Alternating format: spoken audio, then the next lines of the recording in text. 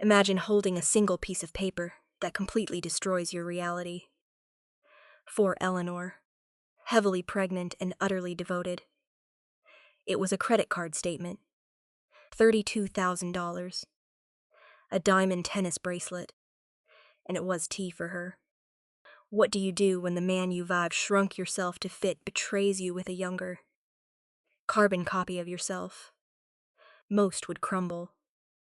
Most would cry. But Eleanor isn't most women. Because while her cheating husband thinks she's just a helpless, broke housewife, she is actually sitting on a $50 million secret. And her revenge won't just break his heart. She is going to buy the very ground he stands on and burn his entire world down in front of everyone he respects. This is a story about the absolute power of reclaiming your worth, proving that true strength is born in the ashes of betrayal. If you love stories of ultimate justice and powerful women who take their power back, hit that like button. Drop a comment with your thoughts on Eleanor's revenge, and subscribe so you never miss a tale of sweet, calculated payback.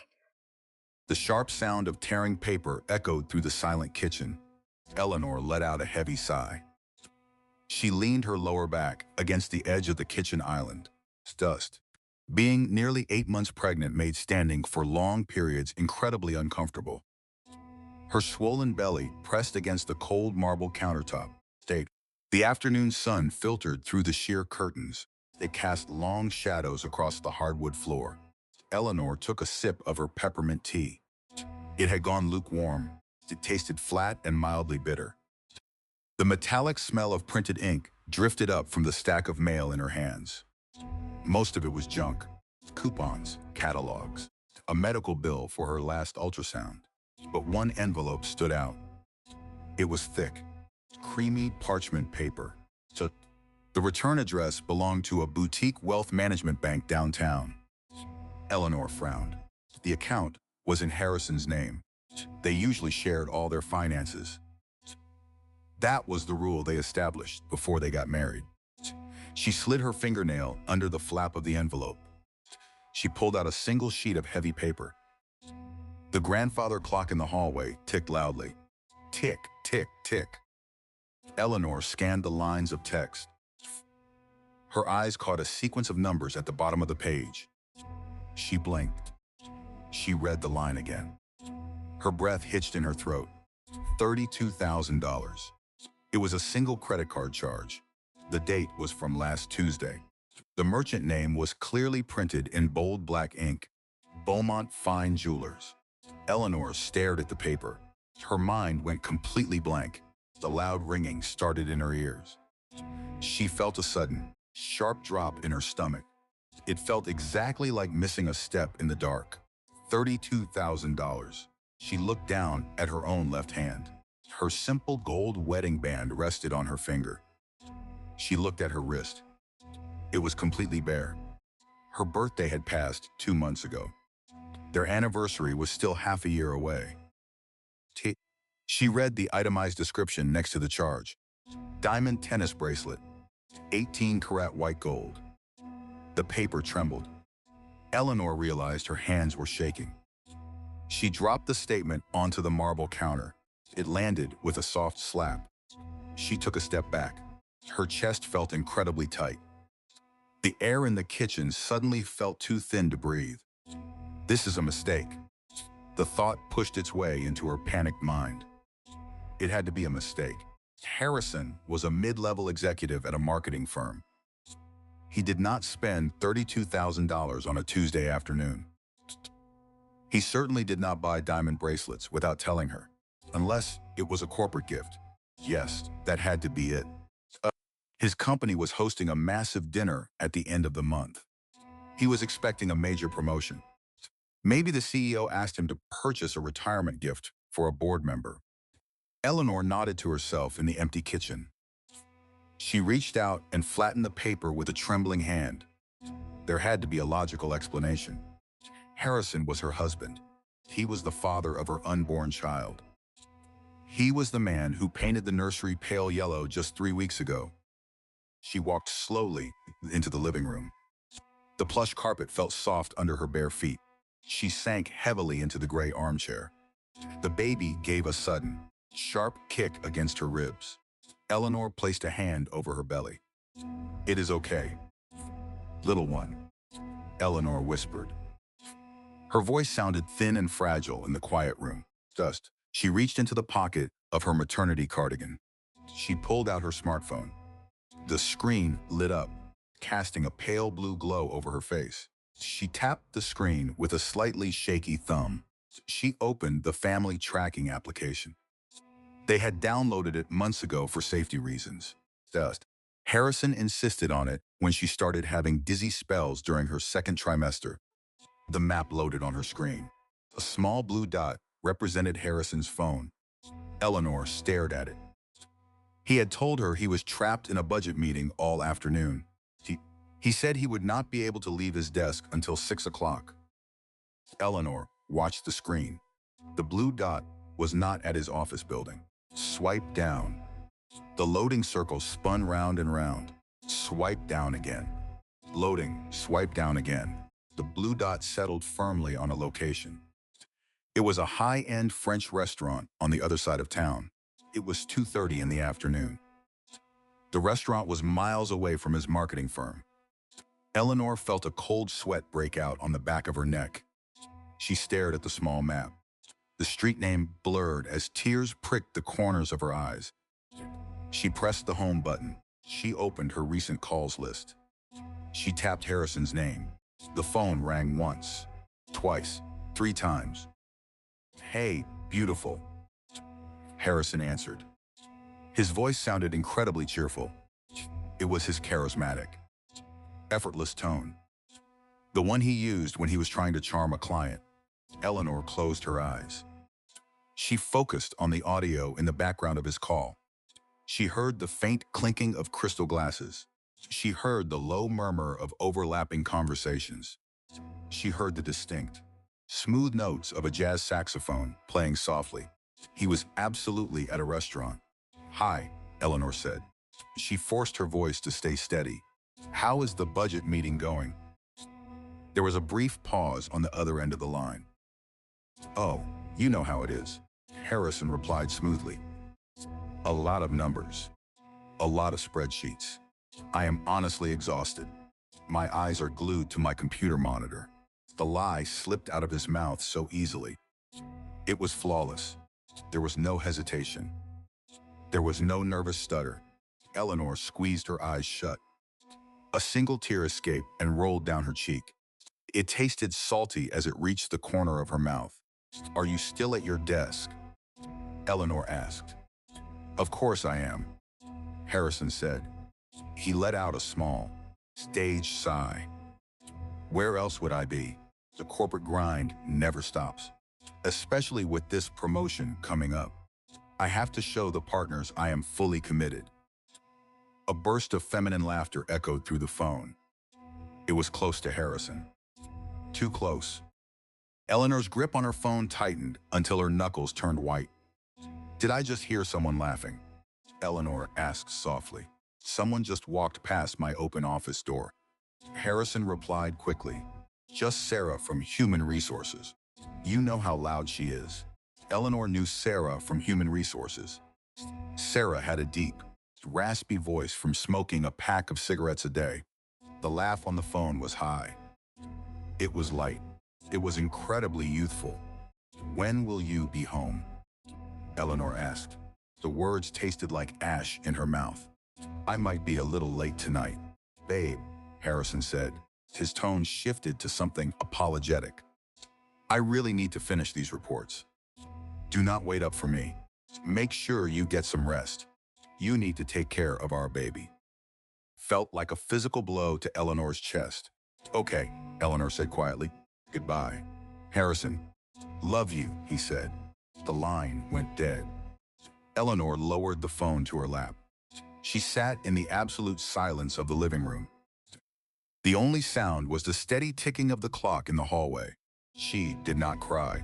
She felt a strange, cold numbness spreading through her veins. It started in her chest and radiated out to her fingertips. "I am not crazy," I know what I saw. I know what I heard. The words echoed in her mind as a solid, unshakable truth. She was not paranoid. T- She was not suffering from pregnancy hormones making her delusional. Her husband was lying to her. She thought about the past few months. She thought about his sudden interest in going to the gym late at night. She thought about how he started putting a passcode on his tablet. She remembered the faint smell of floral perfume on his jacket last Friday. He told her it was from a crowded elevator. He told her a woman sprayed sample perfume at the department store while he was walking through. Eleanor had believed him. She had wanted to believe him. She loved him. She trusted him implicitly. She slowly stood up from the armchair. Her legs felt stiff and heavy. She walked back into the kitchen. Ted. The credit card statement was still sitting on the marble island. $32,000. Harrison did not have that kind of money in his personal account. His salary was comfortable, but it was not extravagant.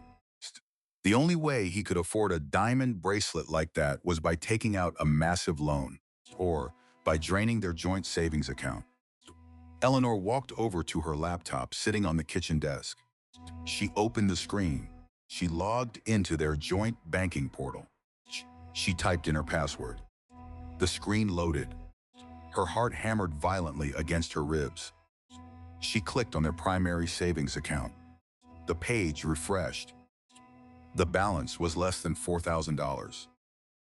Eleanor gasped. She clamped a hand over her mouth. There was supposed to be $45,000 in that account. They had been saving for years. That money was for the hospital bills. It was for the baby's college fund. It was their safety net. She scrolled down to the transaction history. Transfer to external account.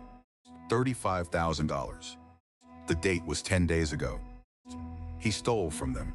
He stole from their unborn child. Eleanor leaned over the desk. She felt incredibly nauseous. The room spun slightly around her. She closed the laptop with a loud snap. She needed to breathe. She walked down the hallway to the main bathroom.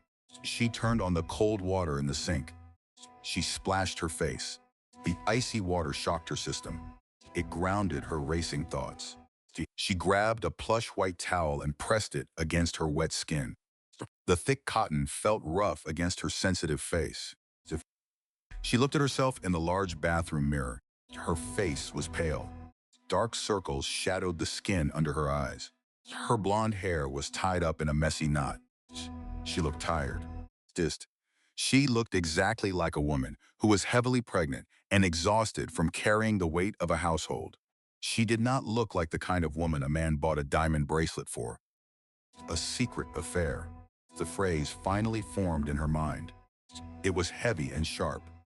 It cut through her denial with terrifying precision. Harrison was having a secret affair. He was spending their life savings on another woman. He was lying to her face while she carried his child. Eleanor dropped the towel onto the bathroom counter. She walked over to the bathtub. She did not turn on the water.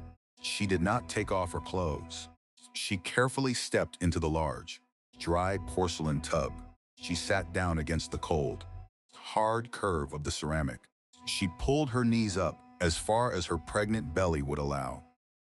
She sat there in the silence. The bathroom smelled faintly of lavender soap and clean towels. The tile floor was perfectly spotless. The frosted glass window let in a soft, diffused gray light from the overcast afternoon sky. She sat in the dry bathtub for 20 minutes. She did not move. She just let the reality of her shattered life wash over her. This was the breathing room she needed. She needed to let the panic burn itself out. She needed the shock to fade into something else. By the time Eleanor finally stood up from the bathtub, the tears were completely gone. The numbness was gone. In their place was a slow, burning, quiet rage. She was going to find out exactly who this woman was.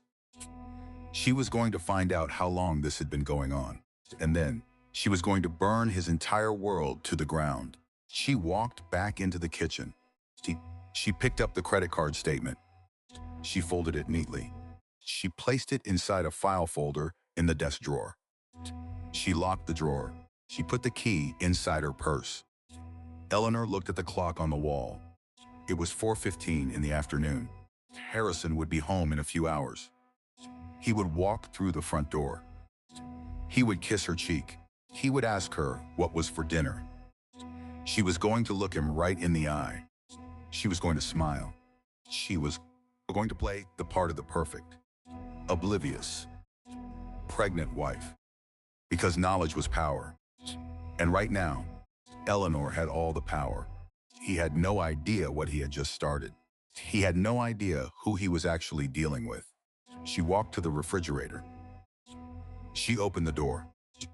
She pulled out a package of chicken breasts and fresh vegetables. The cool air from the fridge brushed against her warm face. She began to chop the vegetables. The sharp kitchen knife hit the wooden cutting board with a steady, rhythmic thud. Thud, thud, thud. She was not just a victim. She was a mother protecting her child. She chopped the carrots with precise, calculated movements. The perfect husband mask had fallen. Eleanor saw the stranger underneath. Now, she just needed to wait for him to make his next mistake. And she would be ready. Click. The heavy oak front door shut firmly. The brass lock clicked into place.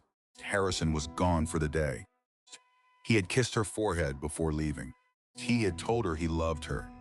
He had smelled like mint toothpaste, an expensive cedar cologne. Eleanor stood frozen in the foyer. She wiped the spot on her forehead where his lips had touched. Her skin felt hot and crawling. She had survived the night. She had smiled through dinner. She had listened to him complain about his boss. She had played the part of the perfect, oblivious wife. It took every single ounce of her strength. Now, the house was completely empty. It was 9 o'clock on a Tuesday morning. Eleanor walked to the hallway closet. She pulled out her light trench coat. She grabbed her leather purse and her car keys. The metal keys jingled sharply in the quiet house. She was not going to sit at home.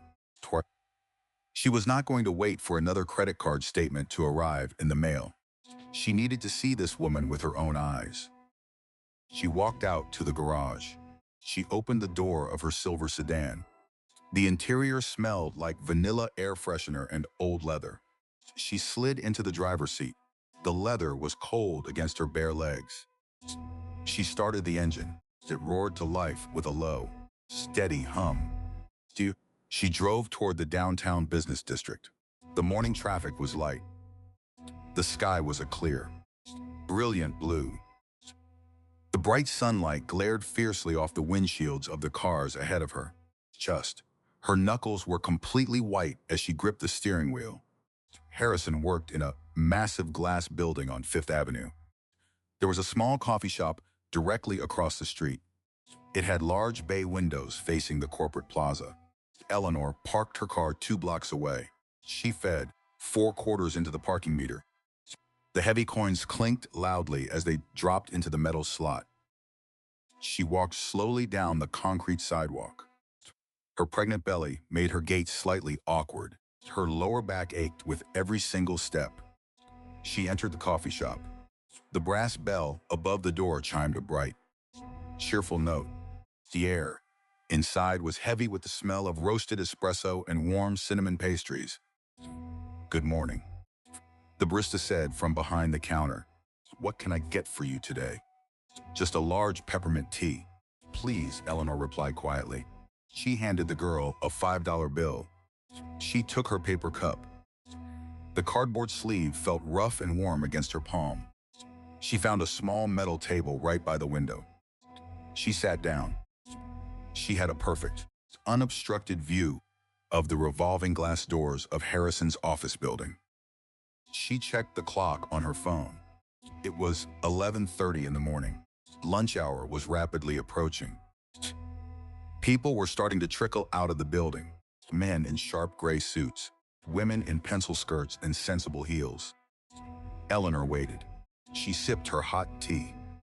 The peppermint flavor burned her tongue slightly. She watched the doors like a hawk.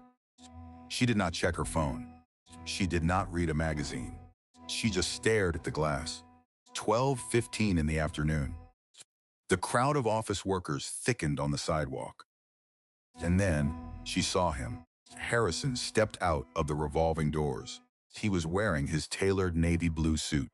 The bright sunlight caught the silver tie clip on his chest. He looked handsome.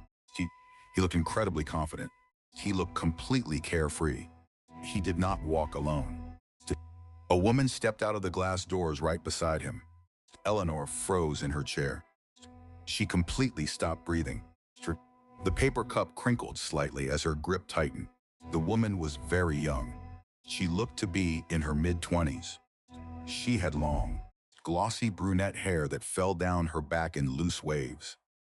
Just Harrison leaned in and whispered something directly into her ear. The woman laughed.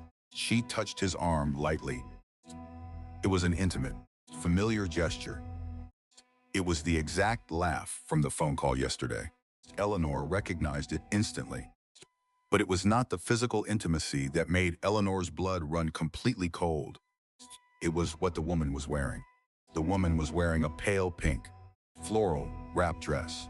It had a deep V-neck and a flowing, layered skirt. It gathered perfectly at the waist. It was a maternity dress. It was the exact same maternity dress Eleanor had bought last Tuesday. Eleanor had proudly shown it to Harrison. She had modeled it for him in their bedroom. She had asked him if it made her look too wide. He had told her she looked beautiful. The woman on the street was clearly not pregnant. The fabric hung loosely on her flat stomach. She had pinned the waist in the back to make it fit her slim figure. She had paired the pink dress with beige wedges. The exact same brand of beige wedges Eleanor owned. Eleanor stared through the glass window. Her heart hammered violently against her ribs. She looked closer. The woman raised her hand to brush a stray strand of hair behind her ear. The harsh sunlight hit her left wrist. A flash of brilliant, sparkling light caught Eleanor's eye. It was a diamond tennis bracelet, 18-karat white gold. Eleanor felt a massive wave of pure nausea wash over her. She pressed a trembling hand to her mouth. This was not a random office fling. This was not a meaningless physical affair. This woman was studying her. This woman was actively copying her. Harrison was not just sleeping with another woman. He was buying her the exact clothes his pregnant wife wore. He was dressing his mistress up to look like a younger version of his wife. I am not crazy. I know exactly what I saw. The silent declaration anchored Eleanor to the present moment. She refused to look away. She forced herself to watch them. They walked down the crowded sidewalk together. They did not hold hands. They kept a safe professional distance in public, but their shoulders constantly brushed. Their heads tilted toward each other in a secret world. Taunt. Eleanor watched until they turned the street corner and disappeared from sight. She sat in the coffee shop for another full hour. Her tea grew completely cold. The ice cubes melted into small, floating slivers of nothing. The barista wiped the counters nearby. The wet rag made a soft squeaking sound against the laminate surface. Eleanor's mind was racing at a terrifying speed. Why would a 26-year-old woman want to dress like a pregnant housewife? The answer came to her with devastating clarity. The mistress did not just want Harrison. She wanted Eleanor's entire life. She wanted the beautiful house in the suburbs. She wanted the financial stability. She wanted the social status of being a corporate executive's wife. She wanted to slip right into Eleanor's shoes, literally and figuratively. Eleanor realized she was dealing with someone deeply calculating. This woman had a specific plan. She wanted Eleanor gone before the baby arrived. She was marking her territory. She was wearing the $32,000 diamond bracelet as a hunting trophy. If Valerie wanted her life, Eleanor realized with a cold chill, she was going to have to take it from her. Eleanor finally stood up. Her legs felt incredibly stiff and heavy. She threw the cold tea into the trash can. The paper cup hit the plastic liner with a dull, hollow thud. She walked out of the coffee shop. The afternoon air felt suffocatingly warm against her pale skin. She walked back to her parked car. The parking meter showed a solid red expired flag. Tom. There was a yellow parking ticket tucked neatly under her windshield wiper. Eleanor pulled the stiff paper out. She looked at the printed fine. $45. She let out a short, hollow laugh. The sound startled a gray pigeon resting on the sidewalk. $45 was absolutely nothing. Dust. Her husband had spent $32,000 on another woman just a week ago. She got into her car. The leather seats were scorching hot from the afternoon sun. She turned on the air conditioning. The cold air blasted her face. It smelled faintly of dust and chemical coolant. She drove back toward the quiet suburbs. The drive took exactly 40 minutes. The radio was completely silent. She did not want to hear music. She did not want to hear other human voices. She pulled into her long driveway. She turned off the engine. The car fell entirely silent. Eleanor did not get out. She sat in her parked car in the driveway. The car engine ticked softly as it began to cool down. The neighborhood was dead quiet. A lawnmower buzzed loudly 3 houses down the street. She stared at the front door of her house. Her beautiful, perfectly painted white front door. She sat there for 20 full minutes. Her hands gripped the steering wheel so tightly her fingers ached. Her knuckles were stark white. Her breathing was slow and heavily measured. In through her nose, out through her mouth. This was the hardest part. The daily transition. She was no longer just a betrayed, heartbroken wife. She was a mother preparing to go to war. But she could not let Harrison know that. If he knew she had found out, he would immediately start hiding things. He would drain the rest of their joint accounts. He would try to paint her as the hysterical, hormonal pregnant woman to their friends. He would use her raw emotions completely against her. She needed a flawless mask. She needed to build an impenetrable armor of absolute indifference. She looked at herself in the rearview mirror. Her face was chalky pale. Her blue eyes were bloodshot and tired. She pulled a tube of soft pink lipstick from her purse.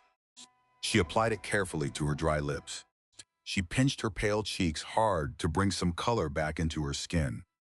She forced the corners of her mouth up into a gentle, loving smile. It looked completely fake to her own eyes. But Harrison was not a man who looked closely at his wife anymore. He only saw what he wanted to see. She opened the heavy car door. The metal hinge let out a small, sharp creak. She stepped onto the concrete driveway. Her lower back ached fiercely. Her feet were swollen tight in her flat shoes. She walked up the brick pathway to the front door. She unlocked the deadbolt and stepped inside. The house was empty and perfectly quiet. Eleanor walked straight into the kitchen. She set her heavy purse on the marble counter. She took off her trench coat and draped it over a wooden dining chair. She needed to know this woman's real name. She walked over to the small kitchen desk. She opened her silver laptop. She connected to the secure home network. She knew Harrison's corporate login password. He used the exact same password for absolutely everything. It was the year they met, followed by the word forever. It was a sick, cruel joke now. She opened a private browsing window. She logged directly into his company employee directory. She searched the human resources department. She searched the marketing department. She scrolled slowly through dozens of smiling employee headshots.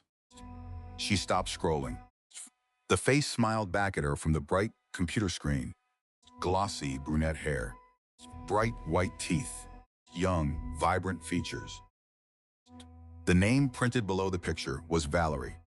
She was a junior marketing coordinator. The profile said she had been hired exactly 8 months ago. 8 months. Eleanor rested her shaking hand on her pregnant belly. She was nearly 8 months pregnant. The timeline clicked into place with sickening, mathematical precision. The secret affair had started exactly when she got pregnant. It started when Eleanor began getting terrible morning sickness. when her body started to change rapidly. When she became too tired to attend his late-night corporate networking parties, Harrison had simply replaced her. He had found a younger, thinner version of her to parade around at the office. Eleanor read the rest of Valerie's employee profile. She was 26 years old. She listed her personal hobbies as fine dining and luxury travel. She was actively looking for a wealthy lifestyle.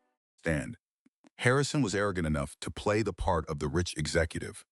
Eleanor closed the laptop lid. She pushed the rolling chair back from the desk. The plastic wheels scraped loudly against the hardwood floor. She felt a sudden, overwhelming wave of deep exhaustion. The nervous adrenaline from the morning was finally fading. It left behind a bone-deep weariness. She walked slowly down the hallway to the nursery. She opened the white door. The small room smelled like fresh paint and new cotton baby clothes. The walls were painted a soft, soothing pastel yellow. A white wooden crib stood empty in the corner. A plush gray rocking chair sat perfectly still by the window. Eleanor walked over to the crib. She rested her hands on the top rail. The painted wood was smooth and cool to the touch. She looked down at the empty mattress. "He is not going to ruin your life." Eleanor whispered to the empty room. "I will not let him take a single thing from you." She realized something profound standing in that quiet room. Harrison thought she was completely weak. He thought she was entirely dependent on his paycheck. He thought she had absolutely nowhere else to go. He did not know anything about the trust fund. When Eleanor's grandfather passed away 5 years ago, he left her a massive estate. It was heavily invested in commercial real estate and blue-chip stocks. Her grandfather had been a fiercely private man. He taught Eleanor the absolute value of quiet wealth. When she married Harrison, she quickly saw how incredibly fragile his ego was. He deeply needed to feel like the sole provider. He needed to be the powerful man of the house. So, Eleanor kept her massive inheritance a complete secret. She put it into a blind trust. She let Harrison pay the monthly mortgage. She let him think he was completely in charge of their financial future. She had shrunk her own life to make him feel big. She had hidden her true power so he could feel powerful. It was the biggest mistake of her entire life. But right now, it was also her absolute greatest advantage. Eleanor walked over to the gray rocking chair. She sat down heavily. The chair creaked softly under her weight. She closed her tired eyes. She listened to the complete silence of the house. She let her racing heartbeat slow down to a steady rhythm. The mask of the mistress had fallen completely. Valerie was not just a passing mistake. She was a calculated, deliberate threat to her family. Eleanor opened her eyes. They were cold and completely clear. She was done crying over him. She was done panicking in the bathroom. It was time to start making phone calls. She reached into her coat pocket. She pulled out her phone. She scrolled right past Harrison's name.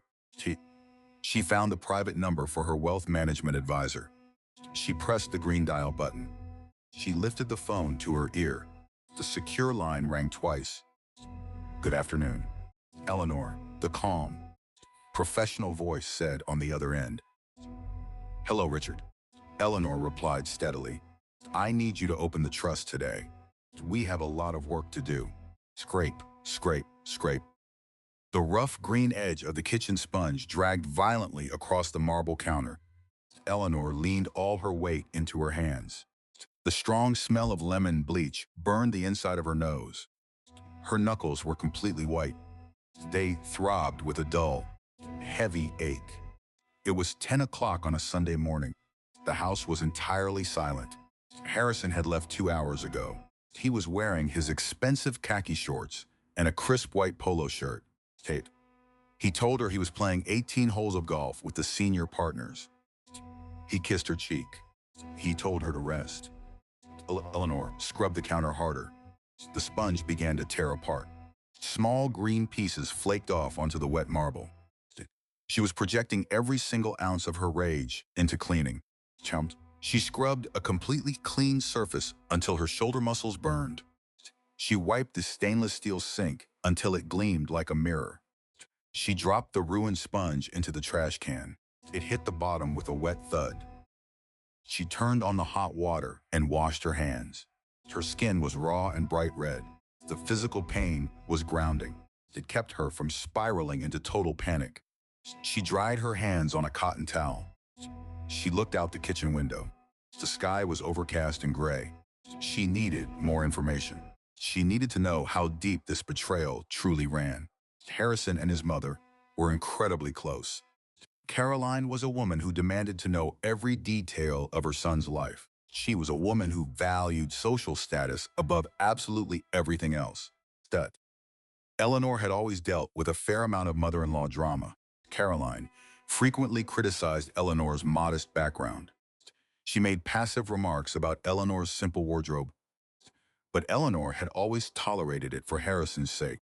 If Harrison was having a secret affair, there was a very strong chance Caroline knew about it. Eleanor made a sudden decision. She walked to the hallway and put on her shoes. She grabbed her car keys.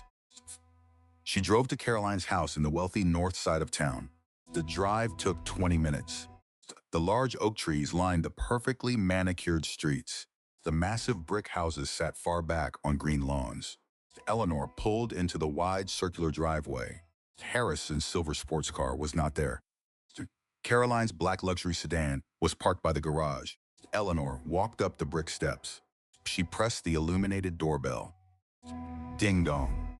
The brass chimes echoed deep inside the large house. Eleanor stood on the porch.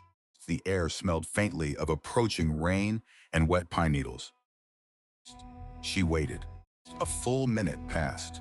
She pressed the button again. Finally, the heavy wooden door swung open. Caroline stood in the doorway. She was 62 years old, but looked a decade younger. She wore a tailored beige silk blouse and pristine white trousers. A heavy cloud of strong lavender perfume rolled out of the house. Caroline's perfectly arched eyebrows shot up in complete surprise. "Eleanor," Caroline said. Her voice was sharp and entirely unwelcoming. "What are you doing here?" "Good morning." "Caroline," Eleanor replied calmly. "I decided to come visit. I was feeling a bit lonely at home today." Caroline did not step aside to let her in. She gripped the edge of the heavy wooden door tightly. Her knuckles were pale. "Harrison told me he was golfing today," Eleanor said. She kept her voice light and conversational. "I thought you might want some company for Sunday brunch." "This is not a good time," Caroline said quickly. She glanced nervously over her shoulder toward the formal dining room. "I am actually entertaining guests right now." Eleanor heard it then. It was a very faint sound coming from the back of the house, the clinking of silver cutlery against fine china, and then a burst of high, youthful, feminine laughter. It was the exact same laugh Eleanor had heard on the phone. It was the exact same laugh she had heard outside the coffee shop. Eleanor felt the blood drain completely from her face. Her stomach dropped violently. "Who are you entertaining?" "Caroline," Eleanor asked. Her voice dropped to a low, cold whisper. "Just some friends from the country club," Caroline replied.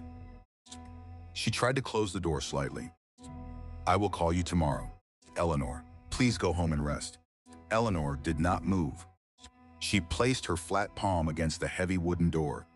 She pushed back with surprising strength. "Let me in," Eleanor said firmly. "Eleanor, you are being completely unreasonable," Caroline hissed.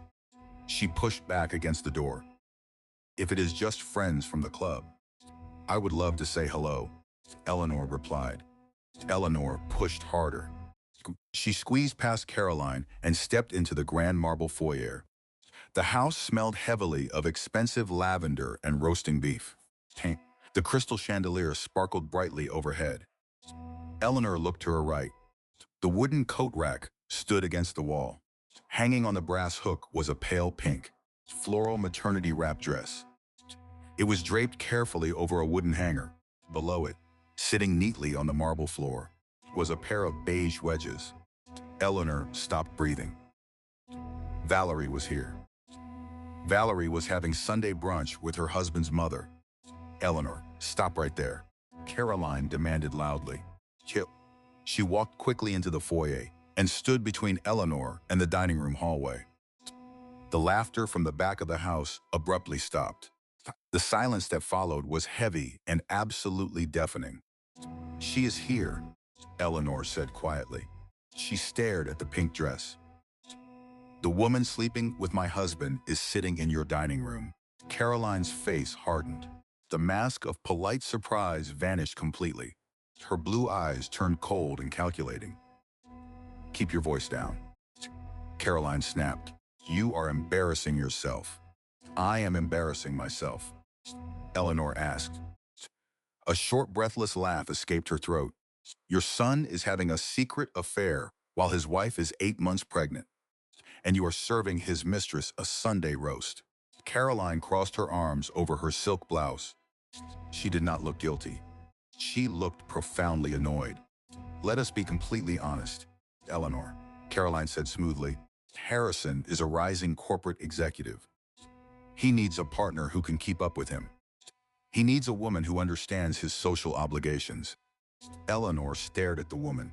Just. She felt like she was looking at a complete stranger. I am his wife, Eleanor whispered. I am carrying his child, and you will always be the mother of his child, Caroline replied coldly.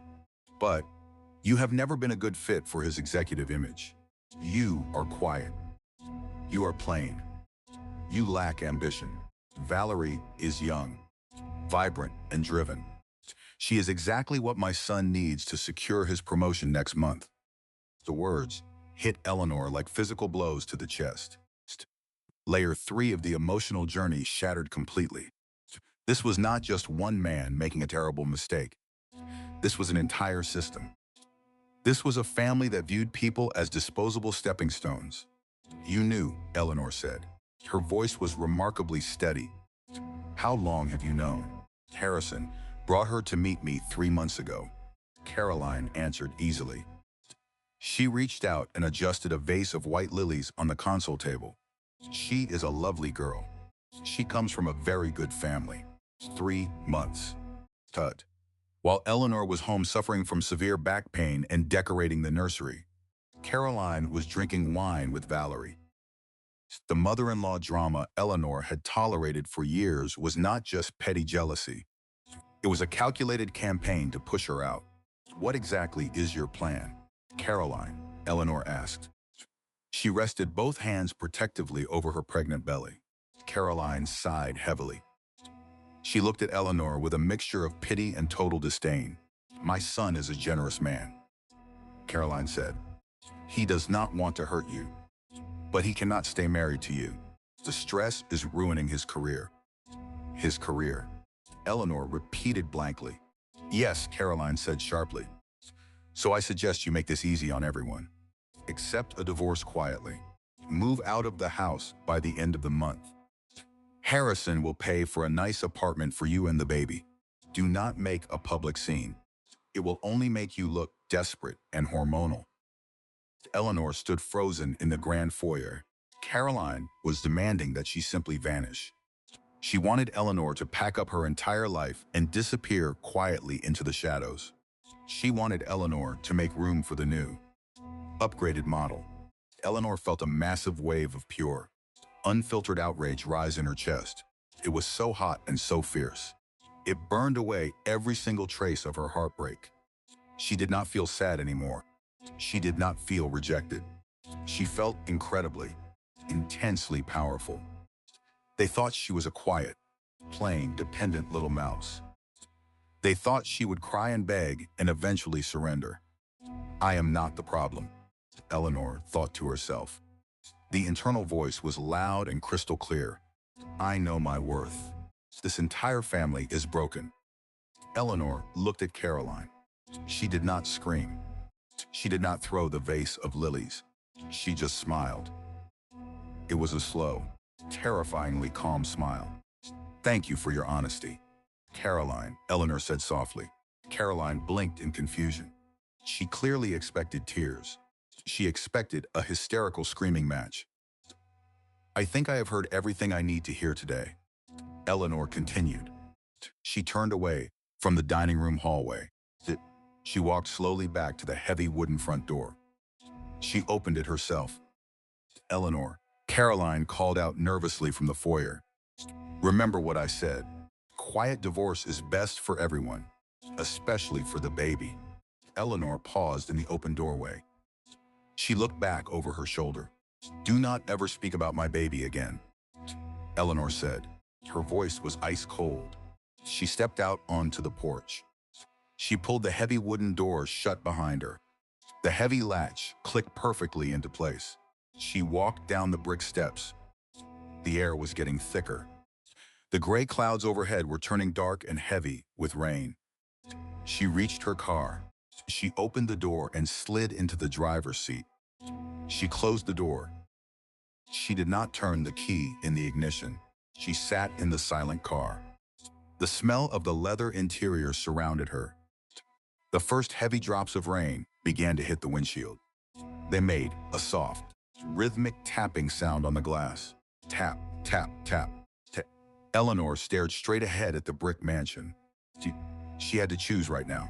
She could keep her marriage and lose her mind. Or she could lose her marriage and save herself. There was absolutely no third option. If she stayed, she would spend the rest of her life shrinking to fit into their twisted mold. She would teach her child that betrayal was acceptable.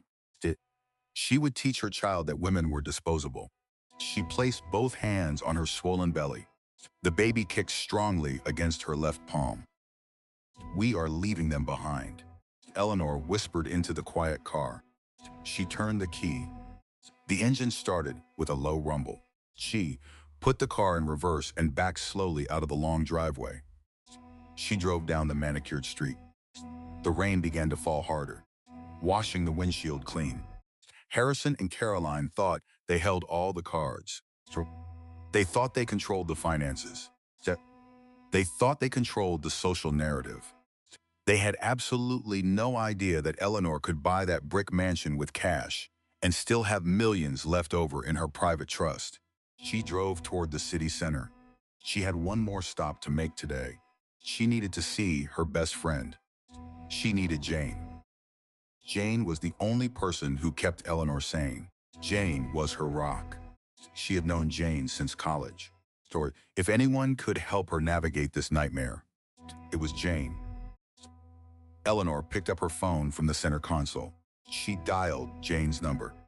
The phone rang 3 times before Jane answered. Hey, Elle, Jane said. Her voice sounded slightly muffled, like she was eating. Hi, Jane, Eleanor said. She took a deep breath. I need to see you right now. It is a massive emergency. There was a brief pause on the line. I am at the coffee shop downtown, Jane replied slowly. Are you okay? You sound completely exhausted. I will be there in 20 minutes, Eleanor said. Please wait for me. She ended the call. She gripped the steering wheel firmly. She had lost her husband. She had lost her extended family. But she still had her best friend. As she drove through the heavy rain, Eleanor felt a small sliver of comfort. She was not entirely alone in this world. She still had Jane. But as the city skyline came into view through the gray rain, Eleanor had no idea that her isolation was about to become absolute. The final mask was about to fall. The brass bell above the coffee shop door rang sharply. Eleanor stepped inside, escaping the cold. Heavy rain.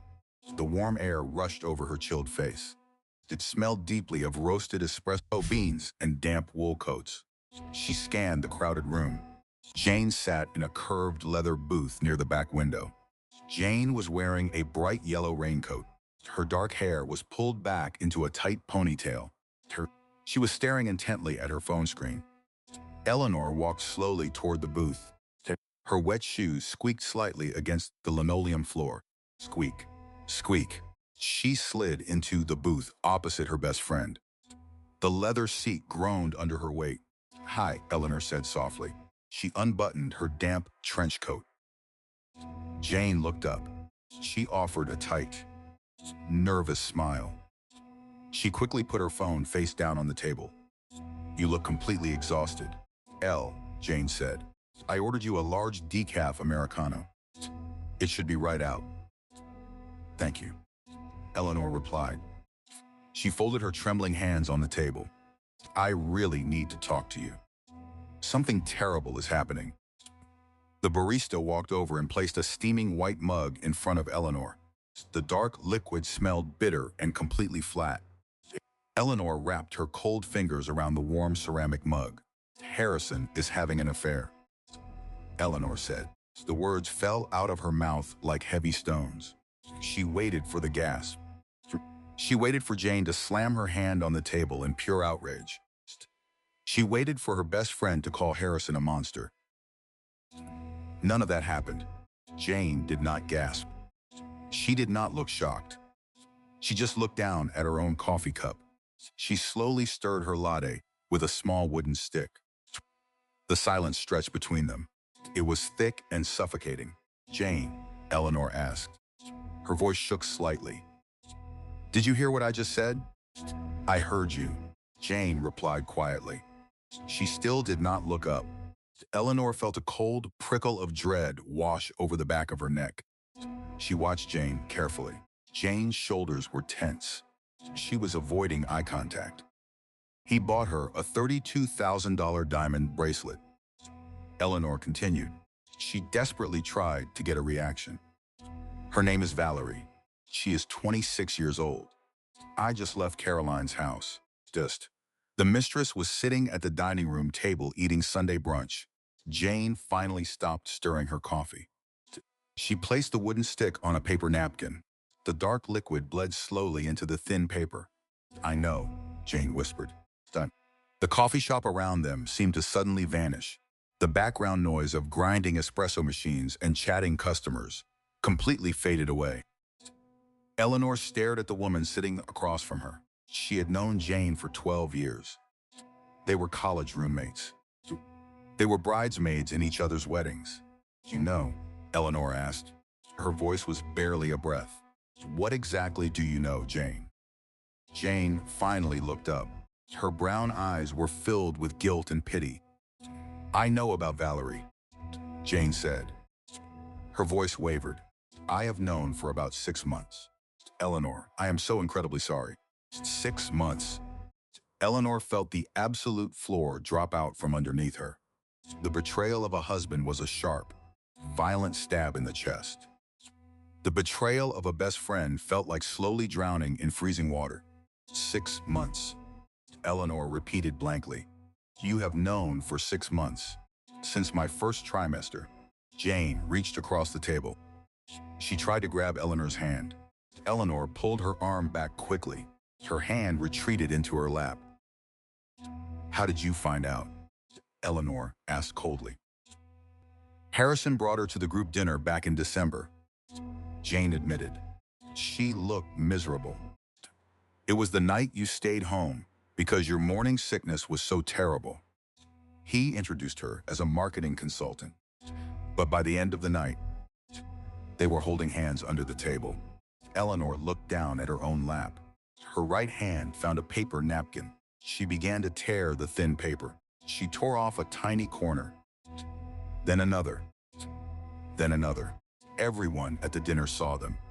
Jane said softly. Mark and Sarah saw them. David saw them. We all knew what was happening. And no one told me. Eleanor stated.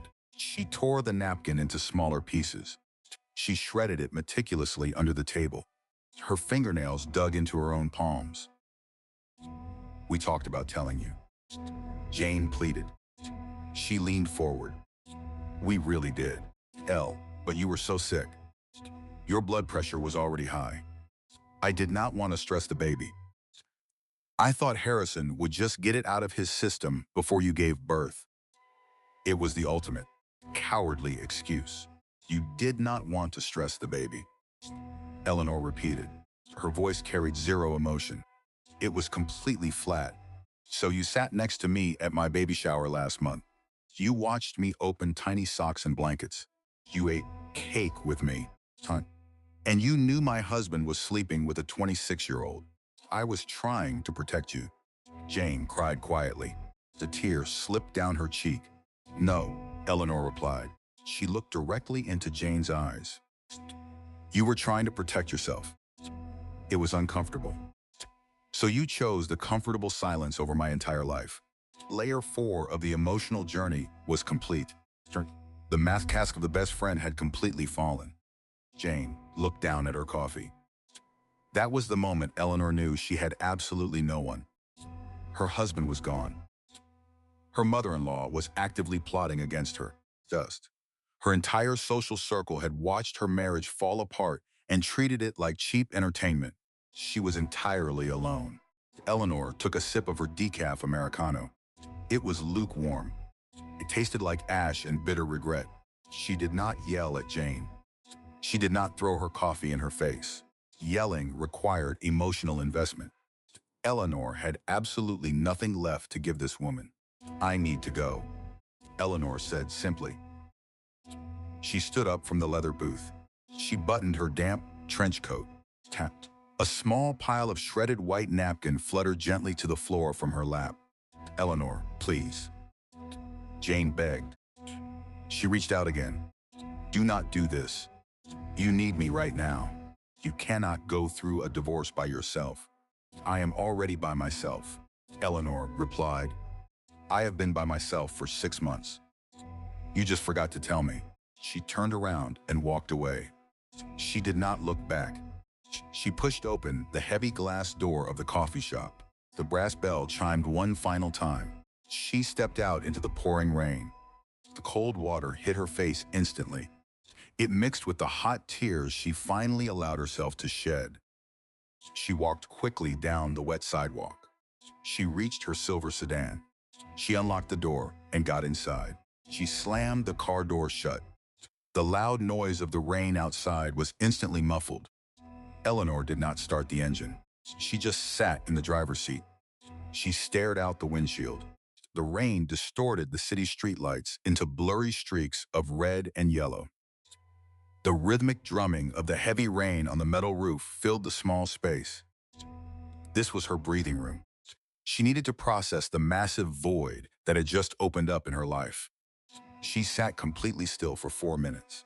The car windows slowly fogged up from her warm breath. The city outside disappeared completely. She was sealed inside a quiet, gray bubble. I am completely alone, but I am still standing. The inner thought was a solid, declarative truth. It was not a question. It was a terrifying fact.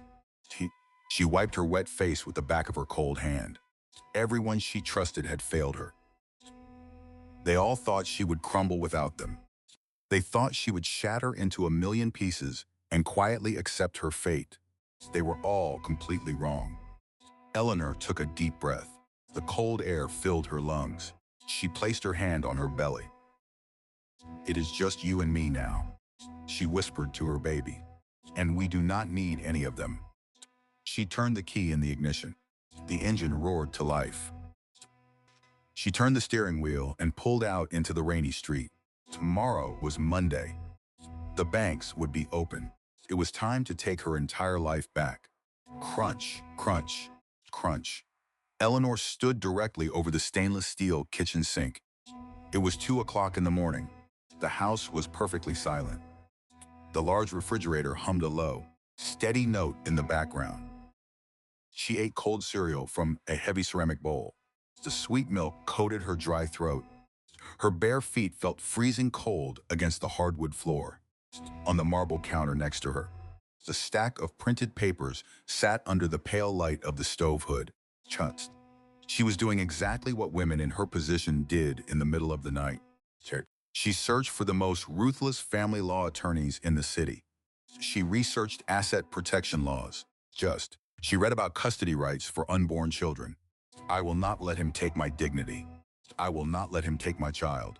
The inner voice was solid and completely awake. She finished the cold cereal. She rinsed the ceramic bowl in the sink. The running water splashed loudly in the quiet kitchen. She turned off the faucet. She wiped her mouth with the back of her hand. Tomorrow morning, everything was going to change. Click. The heavy brass latch of the bank doors opened. It was 10 o'clock on Monday morning.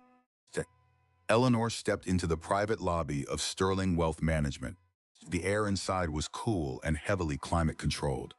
It smelled like lemon oil and expensive old paper. Her sensible black heels clicked softly on the polished marble floor. Click, click, click. She was not wearing her usual maternity pastels today. She wore a tailored black blazer over a crisp white blouse. She looked like a woman who meant absolute business.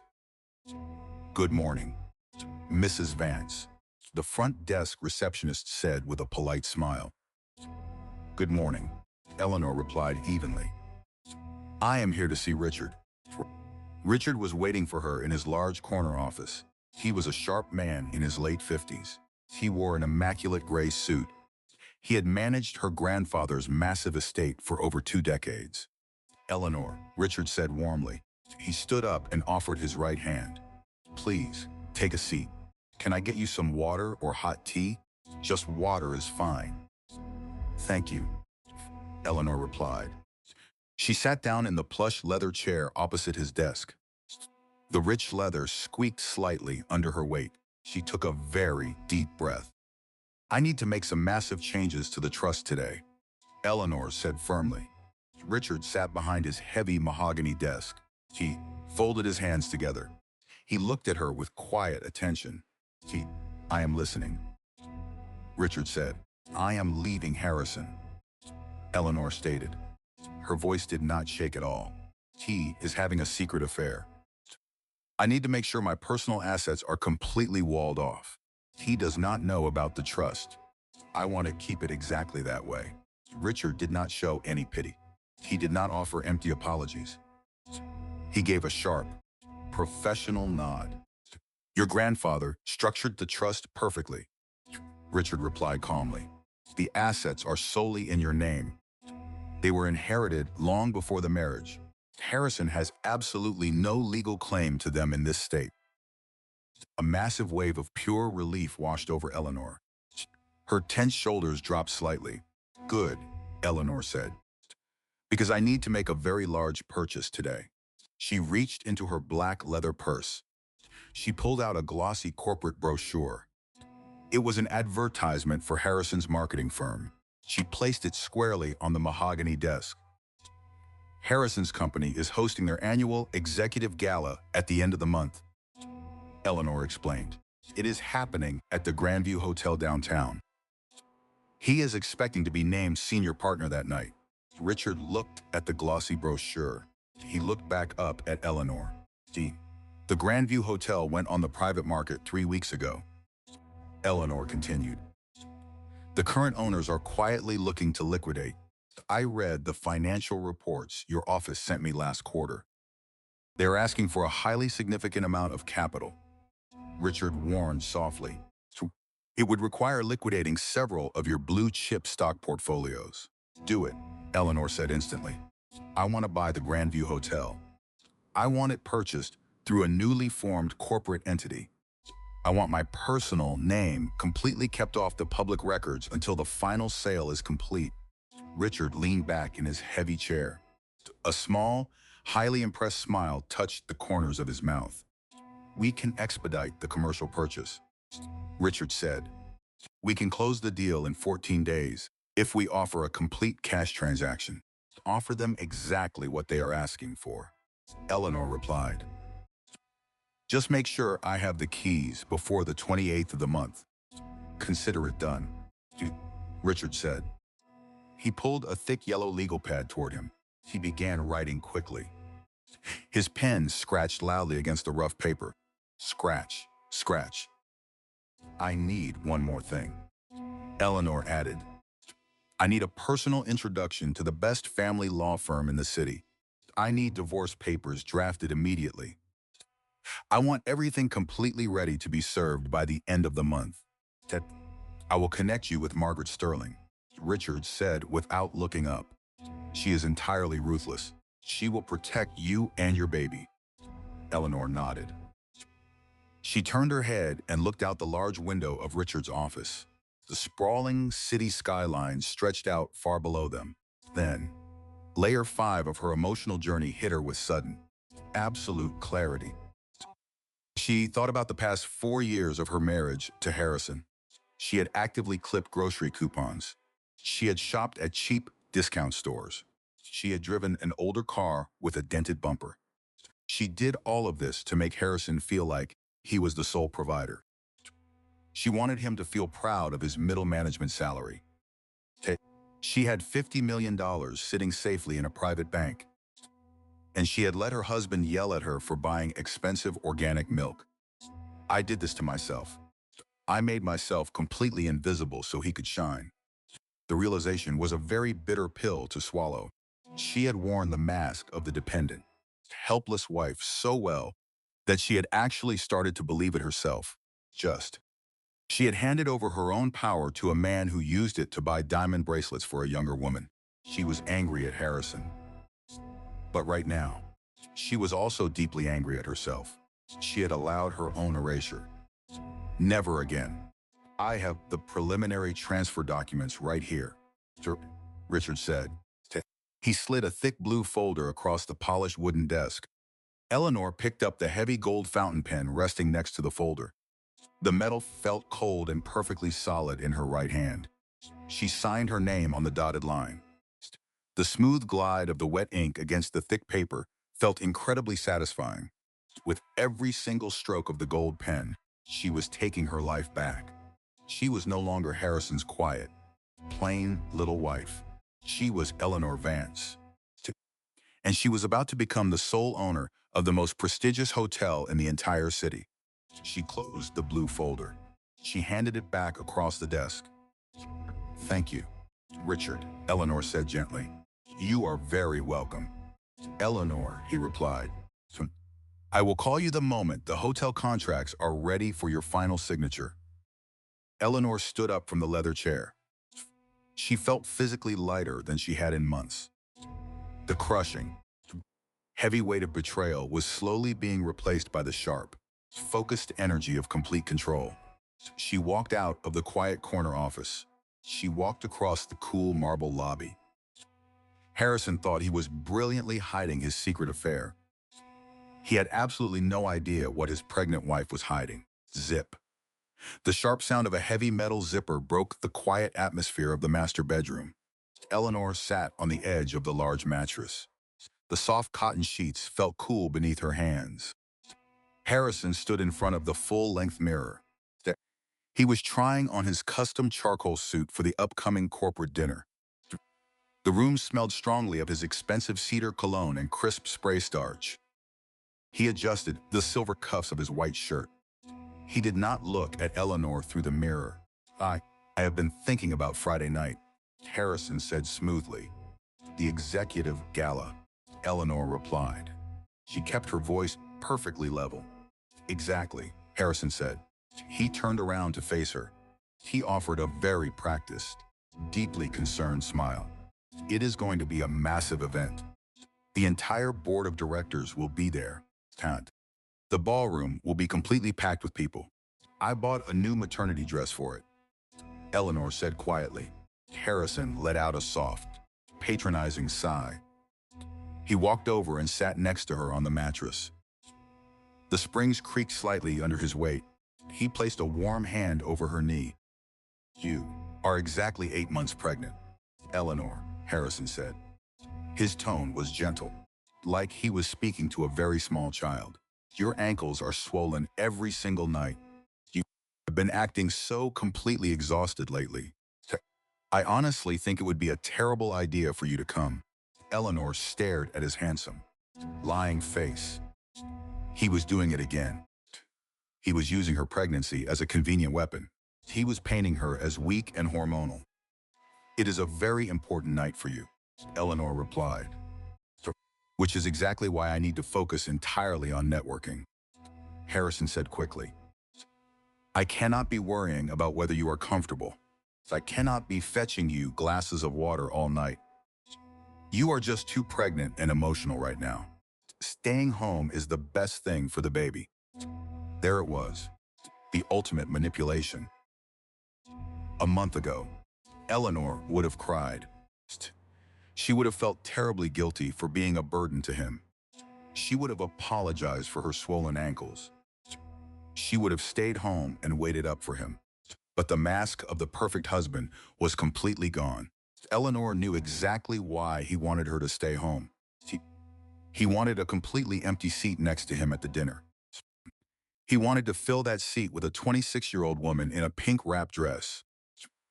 He wanted to introduce his mistress to the corporate board as his partner. Eleanor looked down at her lap. She let a small, defeated sigh escape her lips. "You are probably right," Eleanor said softly. "I would just slow you down." Harrison beamed. Complete relief washed over his face. He leaned in and kissed her cheek. "Thank you for understanding." "Babe," Harrison replied cheerfully. "You are being so incredibly practical. I promise I will make it up to you after the promotion." He stood up from the bed. He grabbed his leather briefcase from the chair. He walked out of the bedroom humming a light, happy tune. The heavy front door clicked shut downstairs. Eleanor was entirely alone. She stood up from the bed. Her lower back throbbed with a dull, familiar ache. She walked slowly into the master bathroom. The bright overhead lights hummed with a low electric buzz. She stood in front of the large double vanity mirror. She placed both hands flat on the cold marble counter. She looked at her reflection. She looked at her pale skin and her tired eyes. She leaned closer to the mirror. She watched her own lips move. "I am the owner of the Grandview Hotel," Eleanor whispered to her reflection.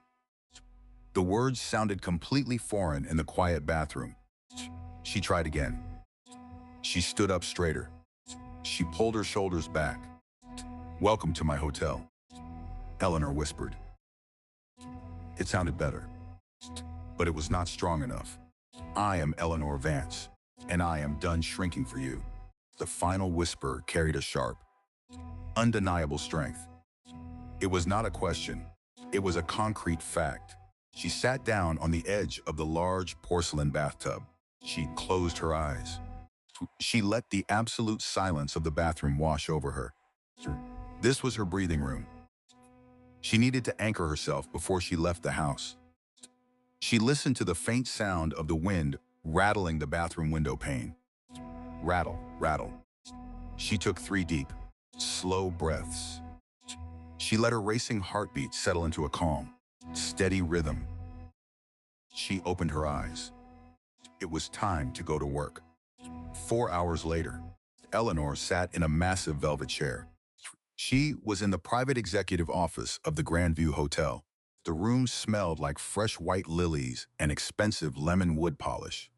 Soft classical music played from a hidden speaker in the ceiling. Across the wide mahogany desk sat Theodore. He was the general manager of the hotel. He was 54 years old. He wore an immaculate black suit and a very serious expression.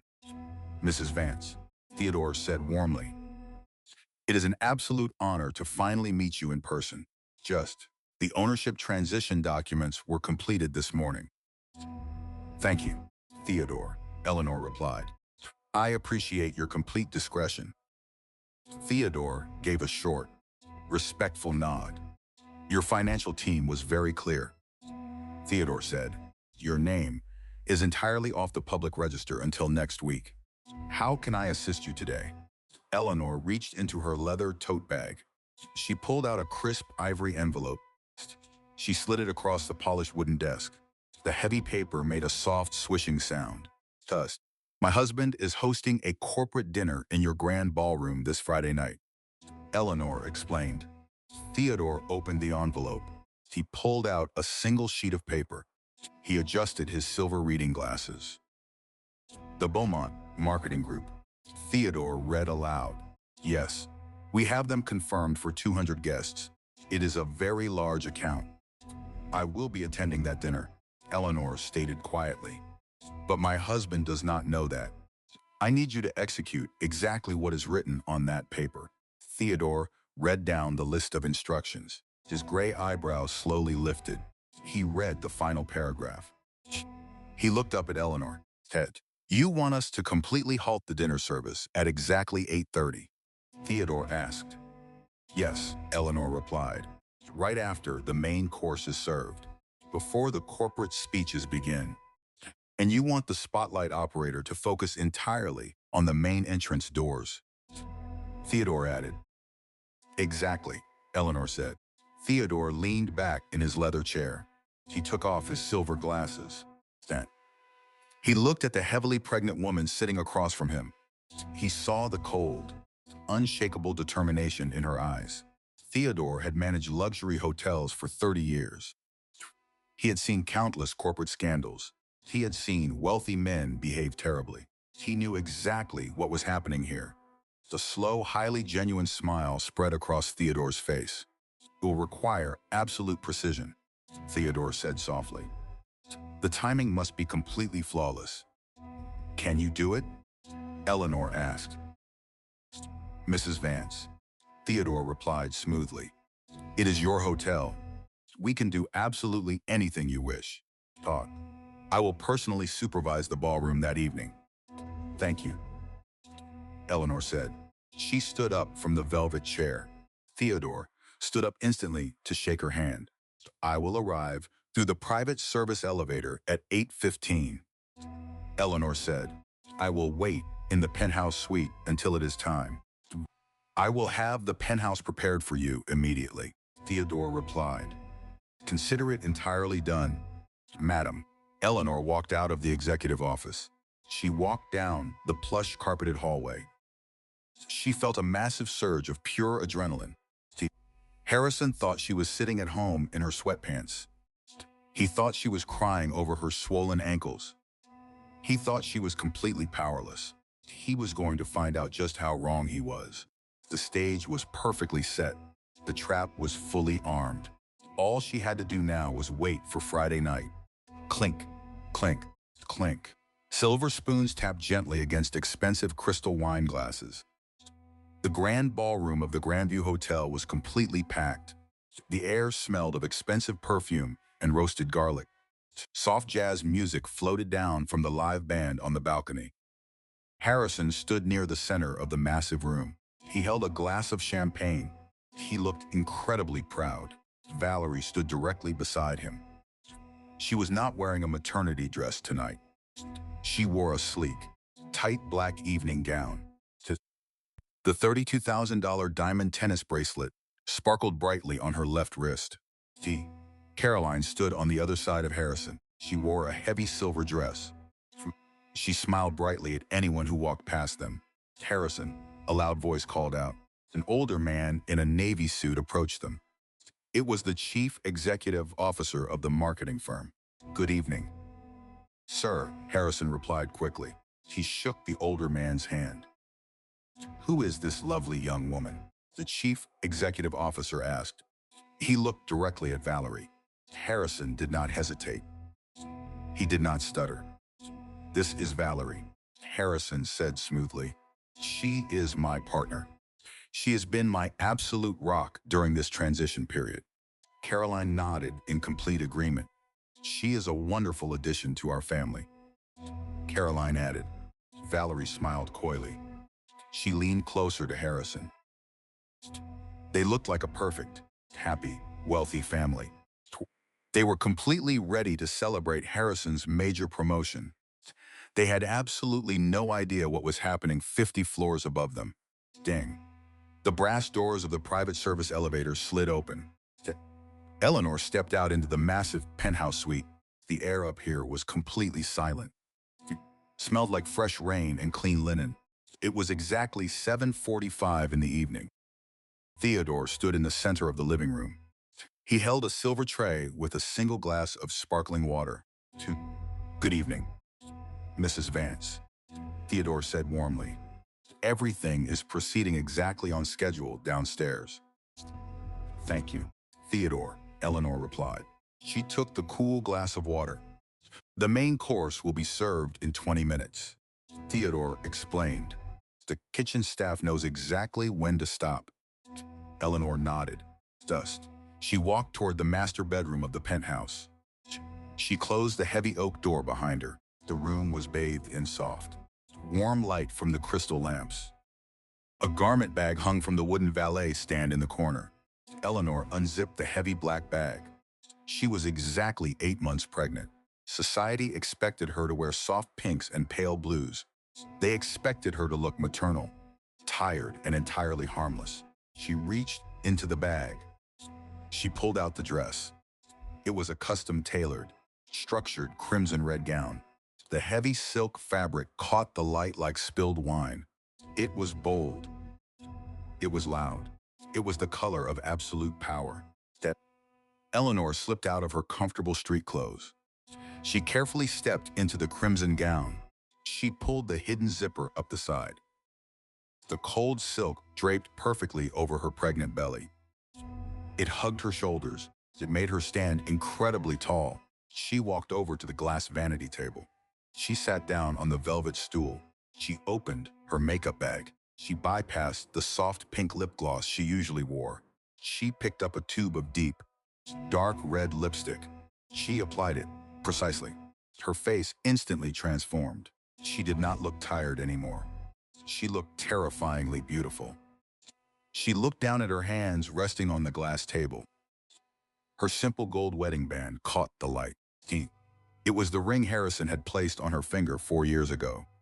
It was a promise he had completely broken. Eleanor reached over with her right hand. She gripped the thin gold band. She pulled it off. It slid over her knuckle with a small amount of resistance. Then, it was gone. Eleanor let out a long, heavy breath. The physical relief of taking off her wedding ring was immense. It felt like dropping a massive weight from her shoulders. She rubbed her bare finger. There was a slight, pale indent on her skin where the metal used to sit. It was a small ghost of a dead marriage. She dropped the gold ring onto the glass vanity. The metal rang sharply against the glass surface. She did not look at it again. Stood up. She slipped her swollen feet into a pair of comfortable, yet elegant red heels. Knock, knock. The heavy oak door rattled slightly. Mrs. Vance. Theodore called out gently from the living room. It is 8:15. We should make our way down to the mezzanine level. I am coming, Eleanor replied. She picked up her small black clutch purse. She opened the bedroom door. Theodore turned around. He completely stopped speaking. His eyes widened slightly behind his silver glasses. Eleanor stood tall in the doorway. The crimson gown swept the floor. Her dark red lips formed a sharp, confident smile. You look absolutely extraordinary, madam, Theodore said. His voice held genuine awe. Thank you, Eleanor replied steadily. Let us go ruin a corporate dinner. They walked out of the penthouse. They entered the private elevator. Tut. The machine hummed as it carried them rapidly down the side of the building. Eleanor watched the floor numbers light up above the door. 40, 30, 20. Her heart beat a steady, powerful rhythm against her ribs. She was not nervous. She felt completely cold and focused. The elevator stopped on the second-floor mezzanine. This level featured a sweeping marble staircase that led directly down into the grand ballroom. Eleanor stepped out of the elevator. Test. The heavy double doors leading to the balcony were closed. But she could hear the loud noise from the party below. She could smell the rich scent of the roasted beef tenderloin they were serving for the main course. Wait here, Theodore whispered. I will go down to the floor. I will signal the lighting crew when the plates are cleared. Eleanor nodded. She stood in the dim hallway. She was entirely alone again. She closed her eyes. She listened to the muffled sound of the jazz band. She felt the cool marble floor beneath her red heels. This was her final moment of quiet. This was the deep breath before the massive plunge. Ticked. She placed her bare left hand against her stomach. The baby shifted, pressing a tiny foot against her side. I am doing this for us. The internal thought was absolute and firm. Below her, the clinking of silverware began to slow down. The low hum of conversation grew slightly quieter. It was almost time. Harrison was sitting at the owner's table right now. He was holding his mistress's hand. He was waiting for his promotion. He was about to get the shock of his entire life. Eleanor opened her eyes. She placed her right hand on the heavy brass handle of the balcony doors. She waited for the music to completely stop. Tap, tap, tap. The sharp sound of a silver spoon tapping against crystal echoed through the grand ballroom. The jazz band immediately stopped playing. The room full of 200 corporate guests grew completely silent. Harrison adjusted his silk tie. He sat proudly at the center table. Ted. He squeezed Valerie's hand beneath the white tablecloth. This was his moment. The chief executive officer was about to stand up. He was about to announce Harrison's major promotion, but the older man did not stand up. Instead, Theodore walked onto the main stage. The hotel manager looked incredibly sharp in his black suit. He adjusted the microphone stand. The heavy speakers let out a brief, high-pitched whine. "Good evening. Ladies and gentlemen," Theodore said smoothly. "I apologize for the brief interruption. Before we begin the corporate presentations tonight, we have a very special announcement." Harrison frowned slightly. He looked over at Caroline. His mother looked equally confused. As many of you know, the Grandview Hotel recently underwent a private change of ownership. Theodore continued. "Tonight, the new owner is present in the building. She would like to properly welcome the Beaumont Marketing Group to her establishment." Polite applause rippled through the massive ballroom. Up on the second-floor balcony, Eleanor stood behind the heavy wooden doors. She heard the faint applause through the thick wood. She took a deep, shuddering breath. She filled her lungs with cold air. She squared her shoulders back. She lifted her chin to face the unseen crowd. This was it. There was absolutely no turning back now. She pushed the heavy brass handles down. The double doors swung open. Click. The massive main spotlight immediately swung up to the balcony. It hit Eleanor with a blinding, brilliant white light. The entire ballroom gasped collectively. Eleanor stood at the top of the sweeping staircase. The crimson-red silk gown glowed fiercely in the bright light. Her dark red lipstick formed a perfectly calm smile. She placed one bare hand on the polished wooden banister. She began to walk down the stairs. Her red heels clicked slowly and rhythmically against the white marble. Click, click, click, down on the floor. Harrison dropped his champagne glass. Shatter. The delicate crystal broke into dozens of sharp pieces against the floor. The sweet wine spilled rapidly across the polished wood. But nobody looked at him. Every single eye in the room was fixed firmly on the heavily pregnant woman descending the stairs. Harrison stared at her in absolute horror. All the blood drained completely from his face. His jaw hung slightly open.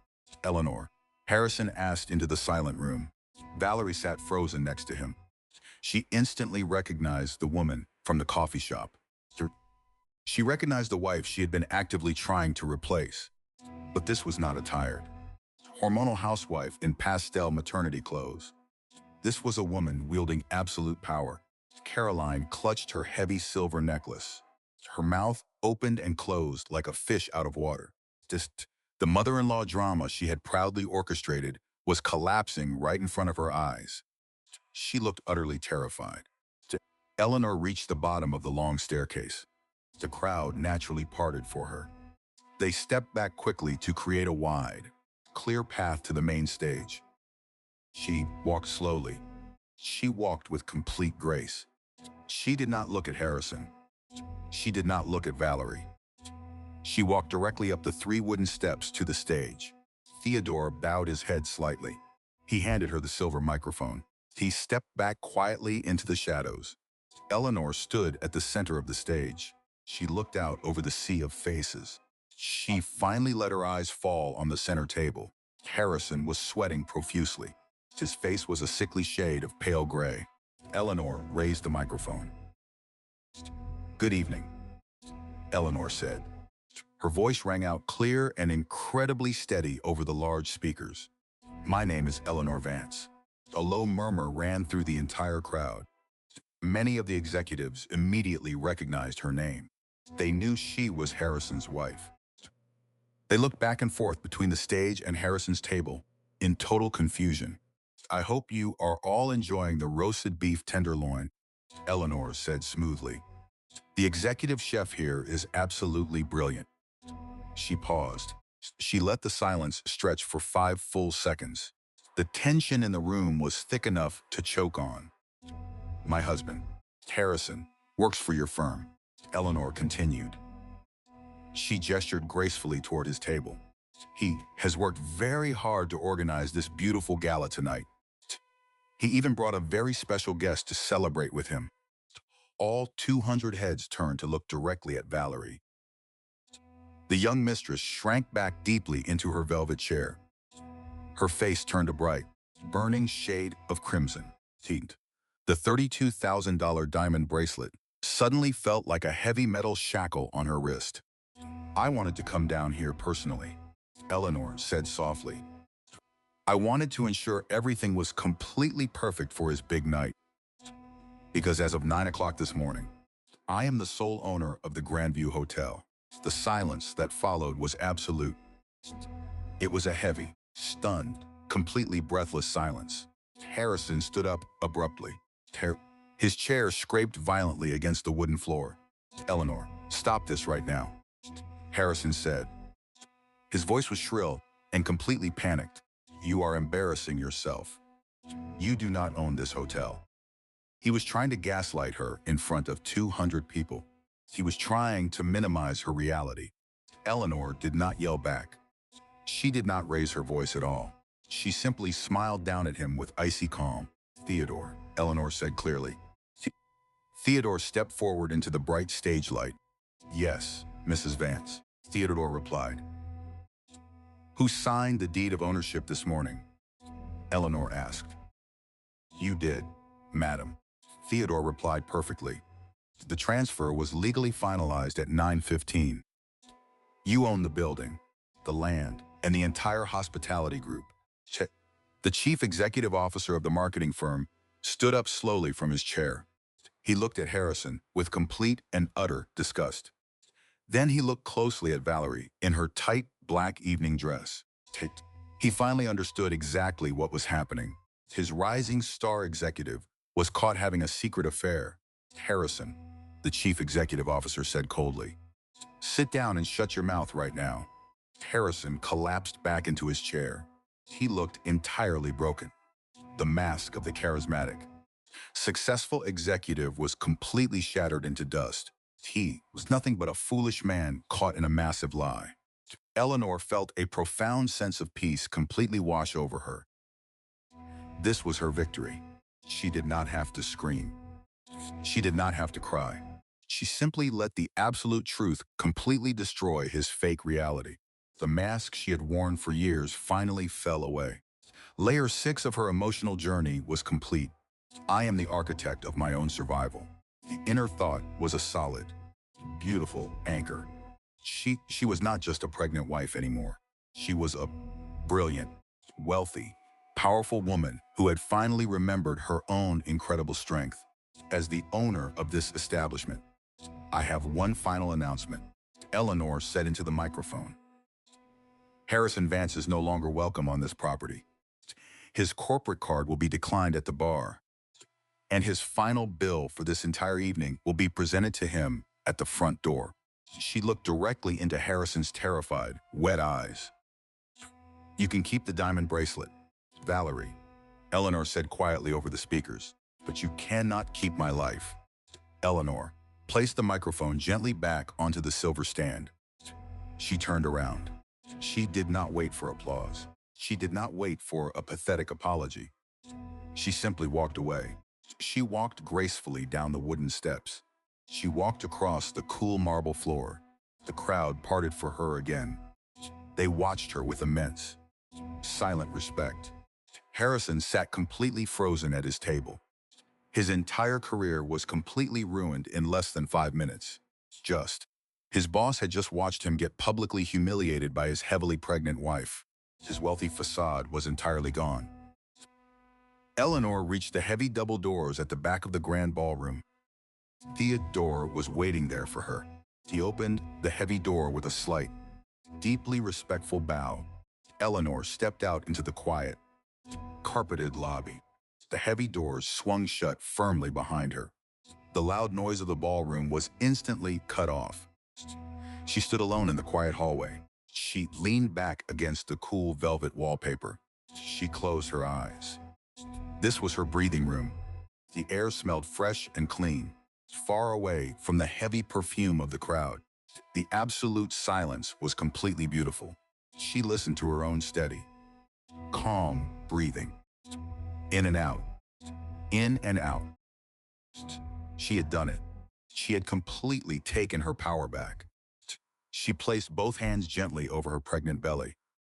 The baby kicked happily against her palms. The terror was entirely gone. The heartbreak was completely gone. Only a quiet, beautiful strength remained in her chest. Thump, thump, thump. Heavy, frantic footsteps pounded against the thick carpet behind her. Eleanor did not run. She simply stopped walking. She turned around slowly. Harrison burst through the heavy mahogany doors of the ballroom. The brass hinges groaned loudly. His face was a dark, flushed red. Heavy beads of sweat rolled down his forehead. His expensive silk tie was completely crooked. He looked entirely desperate. He looked exactly like a cornered animal. Eleanor, Harrison barked loudly. His angry voice echoed down the quiet corridor. He marched directly toward her. He raised his right hand. He pointed a sharp finger exactly at her face. Tusk. Theodore stepped out from the shadows of the nearby alcove. The hotel manager moved with surprising speed. He placed his body firmly between Eleanor and her husband. "Step back, sir," Theodore warned. His voice was dangerously low and entirely calm. Harrison stopped abruptly. He glared at the older man. Then he looked back at Eleanor. "Tell your lapdog to move." Harrison spat angrily. "I need to speak to my wife right now." "I am listening," Eleanor replied calmly. "You have exactly 2 minutes." Harrison let out a harsh, bitter laugh. He dragged a shaky hand through his perfectly styled hair. "Are you completely insane?" Harrison asked loudly. He threw his arms up in the air. "You just ruined my entire career." The chief executive officer just walked out of the ballroom. "He will not even look at me." Eleanor stared at him. She felt absolutely nothing for this man anymore. The deep love she once held was entirely dead. "Your choices ruined your career." Eleanor stated simply. "I just turned on the lights. It was just a stupid fling." Harrison pleaded. He tried to minimize his massive betrayal loudly. "Valerie means absolutely nothing to me. It was purely physical. You are completely overreacting because of your pregnancy hormones. It was a classic manipulation tactic. Deny the severity. Attack the victim. Blame her perfectly justified anger on her medical condition. Test. You bought her a $32,000 diamond bracelet," Eleanor said. Her voice was ice cold. "You brought her to Sunday dinner at your mother's house. You dressed her in my exact maternity clothes. That is not a physical fling. That is a hostile takeover." Harrison swallowed hard. His Adam's apple bobbed up and down in his throat. His face grew completely pale. "We can fix this," Harrison said desperately. His tone shifted entirely. He tried to sound soft and loving. "We have a baby coming. We have a beautiful home. Please, Eleanor. Let us just go home and talk about this like rational adults." "We do not have a home," Eleanor replied steadily.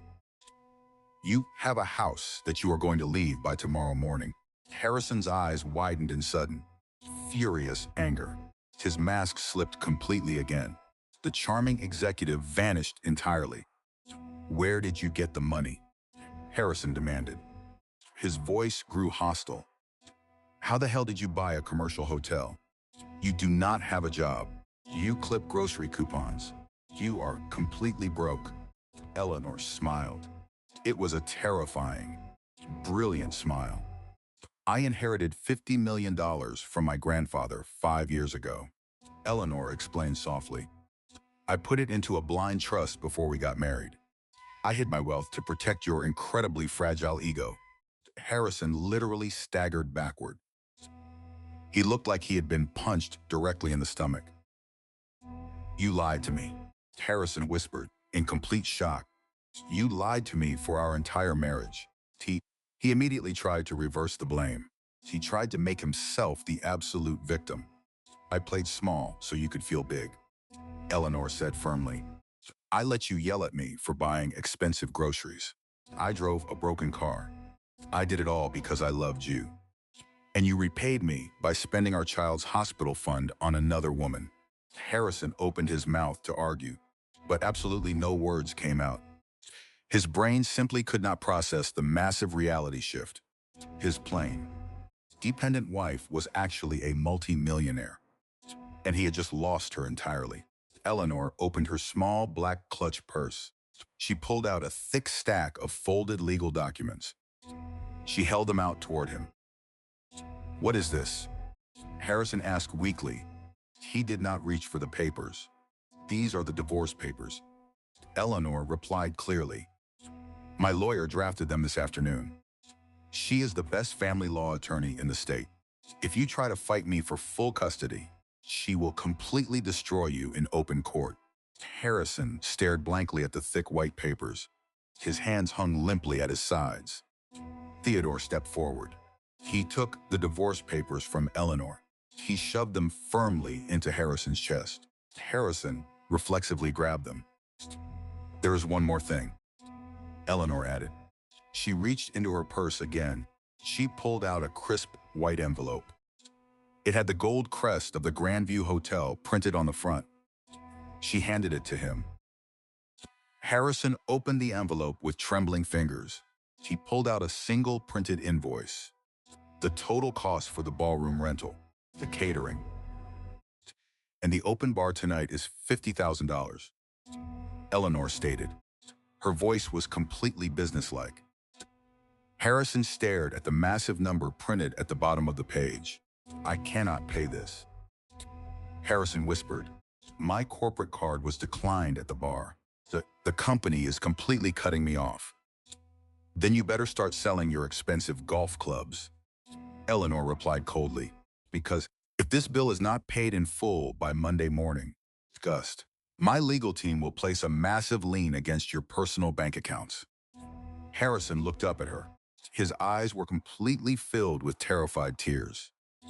The arrogant, wealthy corporate executive was entirely gone.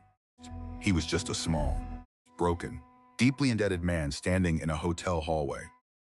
Please, Harrison begged softly. Eleanor, I am so incredibly sorry. Eleanor looked at his wet face. She searched her heart for any remaining trace of love. She searched for any pity. She found absolutely nothing. The emotional well was completely dry. I do not need his apology to be entirely whole. The inner thought was a beautiful, solid validation. She did not need him to understand her pain. She did not need his remorse to heal. She was completely free of his validation entirely. Goodbye, Harrison, Eleanor said simply. She turned her back on him. She did not wait for his response. She walked down the long, carpeted corridor toward the main lobby. Eleanor. Harrison yelled desperately behind her. She did not stop. She did not look back. She kept walking.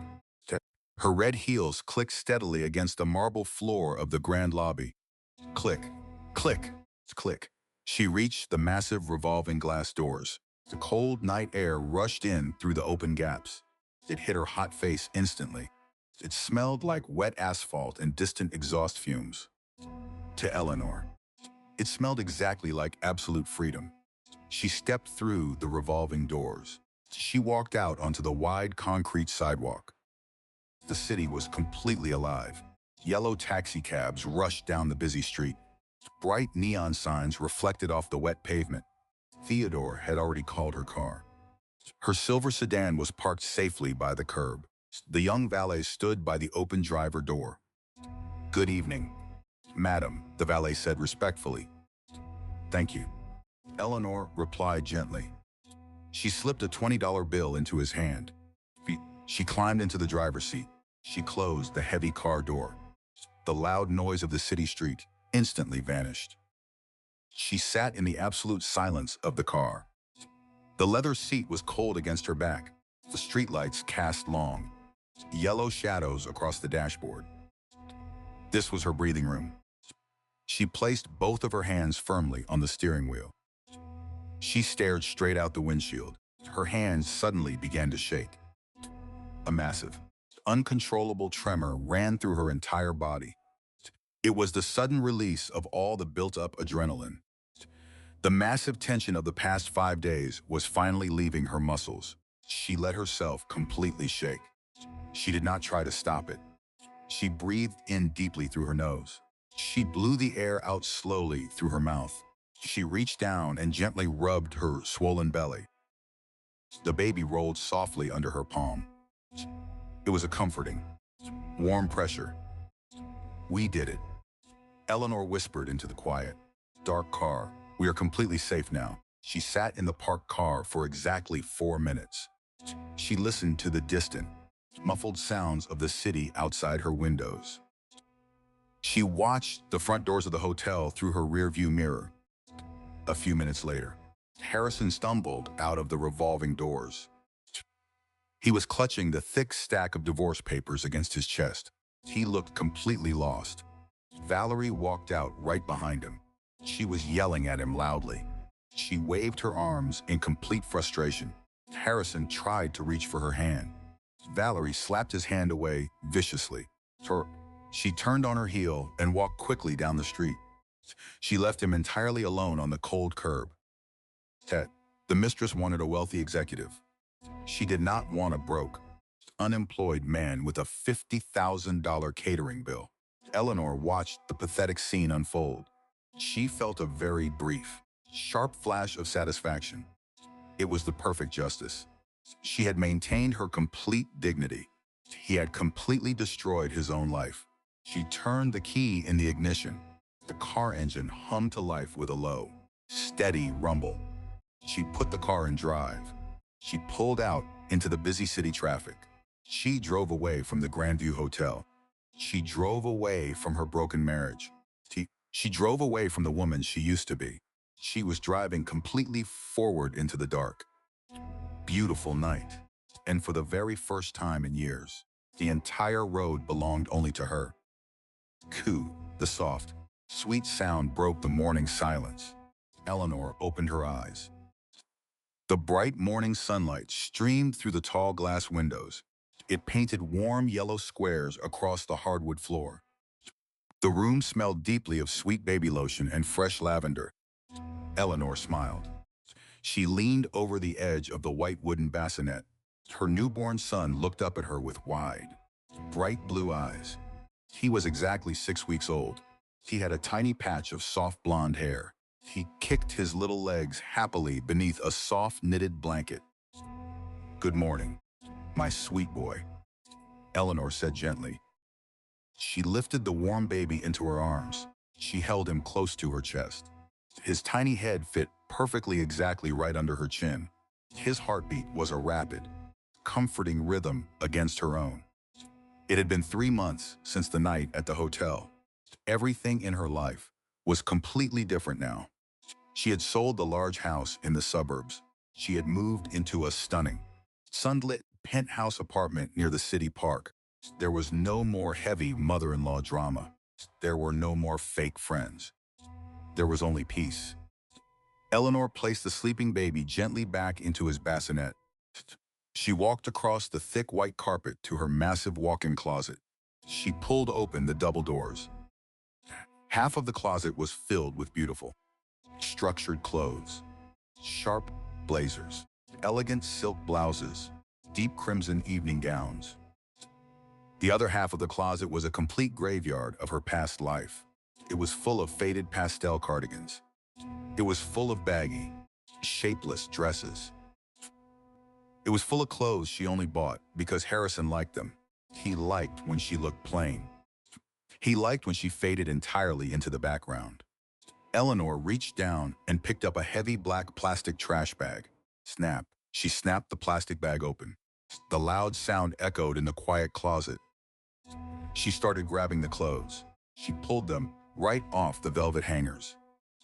She tossed them into the black trash bag with absolute, ruthless efficiency. She threw away the dull gray sweaters. She threw away the sensible, boring beige wedges. She threw away every single item that belonged to the quiet, helpless wife. The physical act of clearing the closet felt incredibly healing. It was the absolute mirror of her internal state. She was making room for her true self. She tied the heavy black bag completely shut. She dragged it out to the hallway. Ring, ring. Her smartphone buzzed on the kitchen counter. Eleanor walked into the bright kitchen. She poured a hot cup of dark roast coffee. She picked up the phone. It was Margaret Sterling, her family law attorney. "Good morning, Margaret," Eleanor said smoothly. "Good morning, Eleanor," Margaret replied. Her professional voice was crisp and highly alert. "I have excellent news. The judge signed the final decree this morning. Your divorce is completely finalized." A massive wave of pure, absolute relief washed over Eleanor. "Thank you, Margaret," Eleanor said softly. Harrison did not contest a single thing. Margaret added, "Lawyer, officially withdrew from the case last week. Harrison simply could not afford to pay the legal retainer fees anymore." Eleanor took a sip of her hot coffee. The rich, dark flavor woke up her senses perfectly. "What is his current financial status?" Eleanor asked calmly. She did not ask out of malice. She simply needed to know that her son was completely safe from any future legal battles. "He is facing complete financial ruin," Margaret replied clearly. "The marketing firm fired him with absolute cause. He was completely blacklisted in the corporate community.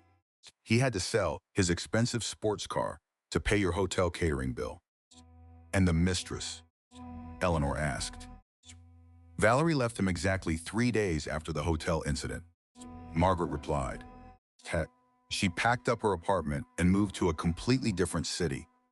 She realized he was completely broke. He is currently living in a very small studio apartment downtown. Eleanor looked out the massive glass window of her kitchen. The city skyline sparkled brightly in the morning sun. She felt absolutely no joy in his suffering, but she also felt absolutely no pity. It was simply the natural consequence of his own terrible actions. He had built his entire life on lies and deceit. The foundation had simply collapsed. "The custody arrangement is finalized as well," Margaret continued. "You have sole physical and legal custody." Harrison surrendered all of his parental rights. He did not want to pay child support. "That is exactly what I wanted," Eleanor said. "Thank you for everything, Margaret." "You are very welcome, Eleanor," the lawyer replied warmly. "Enjoy your beautiful new life." Eleanor ended the call. She set the phone down on the marble counter. She walked back into the sunny nursery. The baby was still sleeping soundly. She gently touched his soft cheek. "We are completely free," Eleanor whispered to her sleeping son. 2 hours later, Eleanor stepped out of a black town car. She stood on the bustling downtown sidewalk. She wore a perfectly tailored navy blue suit. Her blonde hair fell over her shoulders in loose, confident waves. She looked up at the massive glass entrance of the Grandview Hotel. The brass letters gleamed brightly in the midday sun. She walked through the large revolving doors. The grand lobby was a masterpiece of luxury. The air smelled perfectly of fresh white lilies and expensive lemon wood polish. Soft, classical music played gently from the hidden speakers. Guests moved gracefully across the polished marble floors. Bellhops pushed heavy brass luggage carts.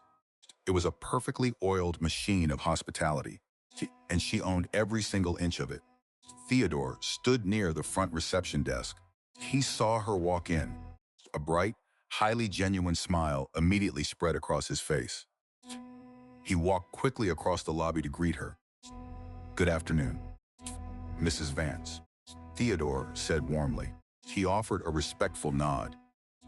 "Good afternoon, Theodore," Eleanor replied. "The lobby looks absolutely beautiful today." "Thank you, madam," Theodore said. "The floral arrangements were just delivered this morning. I made sure they included your favorite white lilies." Eleanor smiled. Theodore was a brilliant manager. He anticipated every single detail. "How are the corporate bookings looking for next month?" Eleanor asked. "We are completely fully booked," Theodore replied proudly. "Your reputation has brought us an incredible amount of new business. The city respects a strong, decisive owner." "I am very glad to hear that," Eleanor said. She walked slowly through the grand lobby. She admired the tall columns and the sparkling crystal chandeliers. She passed the exact spot where Harrison had stood holding the divorce papers. She passed the revolving door where Valerie had abandoned him. Those memories did not hurt her anymore. They were just old ghosts. They had absolutely no power over her present life. She walked toward the large, plush velvet chairs sitting near the massive front windows. She sat down in a dark green velvet chair. She crossed her legs comfortably. She looked out the window at the busy city street. People were rushing past. They were completely caught up in their own busy lives. This was her final breathing room. She listened to the quiet murmur of the hotel lobby. She felt the soft velvet fabric beneath her hands. She tasted the lingering flavor of dark coffee on her tongue. She was completely grounded in the beautiful present moment. "I survived the absolute worst, and I built something entirely beautiful from the ashes." The inner voice was not just a thought. It was a concrete, undeniable declaration of complete victory. She had achieved the ultimate justice. She had maintained her complete dignity while he collapsed. She had watched her own life improve vastly while he completely stagnated. But the greatest victory was the profound change inside her own mind. The mask of the perfect wife had fallen. The mask of the helpless victim had fallen. There were absolutely no more masks left to wear. She was living completely authentically. She was rough, imperfect, and entirely free. Eleanor watched a young couple walk past the window outside. They were holding hands. The woman looked up at the man with complete adoration. Eleanor did not feel bitter. She did not hate the concept of love. But she finally understood the ultimate truth. "I spent years making myself smaller so he would not feel intimidated. I thought that was love. I finally understand that real love does not ask you to shrink. It asks you to grow." It was a profound, life-altering wisdom. She would teach this wisdom to her son. She would teach him to respect women. She would teach him that true strength did not require pushing someone else down. Theodore walked over quietly. He carried a silver tray with a delicate china teacup. "I brought you some fresh peppermint tea, madam," Theodore said gently. He placed the silver tray on the small glass table next to her chair. "Thank you, Theodore," Eleanor replied warmly.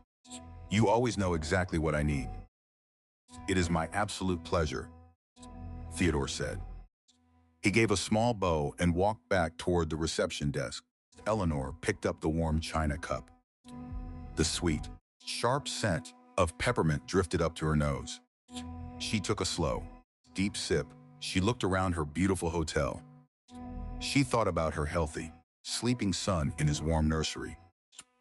She thought about the massive fortune sitting securely in her private bank accounts. She had lost a lying husband. She had lost a cruel mother-in-law. She had lost a cowardly best friend. But in the process of losing them, she had finally found herself. She set the teacup down on the silver saucer. Clink. The delicate sound rang out like a tiny, perfect bell. Eleanor Vance leaned back in her velvet chair. She closed her eyes. She let the soft classical music wash completely over her. Her future was entirely wide open. The painful chapters were completely closed forever. The rest of her long, beautiful life was entirely hers to write. Hey, and she was going to make it absolutely magnificent. Eleanor S. journey is a profound masterclass in recognizing and reclaiming our own power, so often in relationships, especially as women. We are taught to compromise. We file away our sharp edges. We hide our brilliance. And we actively shrink our presence so our partners can feel bigger, louder, and more successful. Eleanor did this flawlessly. She hid a $50 million empire just to protect a fragile man's ego. But what this story painfully illustrates is that shrinking yourself never guarantees loyalty. It only breeds entitlement. Harrison didn't value the massive sacrifices Eleanor made. He took advantage of the quiet shadow she cast to build a secret life in the sun. And the betrayal wasn't just him, it was an entire system. From a mother-in-law who viewed people as disposable stepping stones for corporate climbing, to a best friend who chose comfortable silence over painful loyalty. True climax of this narrative isn't the moment Eleanor buys the Grandview Hotel or humiliates Harrison on stage, though that was a stroke of absolute cinematic justice. The real climax happens in the quiet moments. It happens when she sits in the dry bathtub and lets the panic burn out. It happens when she slides off her wedding ring. It happens when she finally throws away a closet full of dull clothes meant for a woman who no longer exists. Eleanor's ultimate triumph is her realization that she doesn't need anyone's validation to be whole. She didn't need Harrison's pathetic apology in the hallway. She didn't need society's pity. And she absolutely refused to wear the mask of the helpless victim. She teaches us that sometimes the absolute worst betrayal is the exact catalyst needed to wake us up to our own immense strength. True love, whether from a partner or from within, will never ask you to be less than what you are. It will ask you to grow. Remember, knowledge is power, but knowing your own worth, that makes you entirely untouchable. This content was carefully researched, developed, and manually edited by our team to deliver meaningful stories with valuable life lessons. Every narrative is crafted to entertain, inspire, and empower our audience. We believe that great stories can change lives, and we are committed to bringing you content that matters.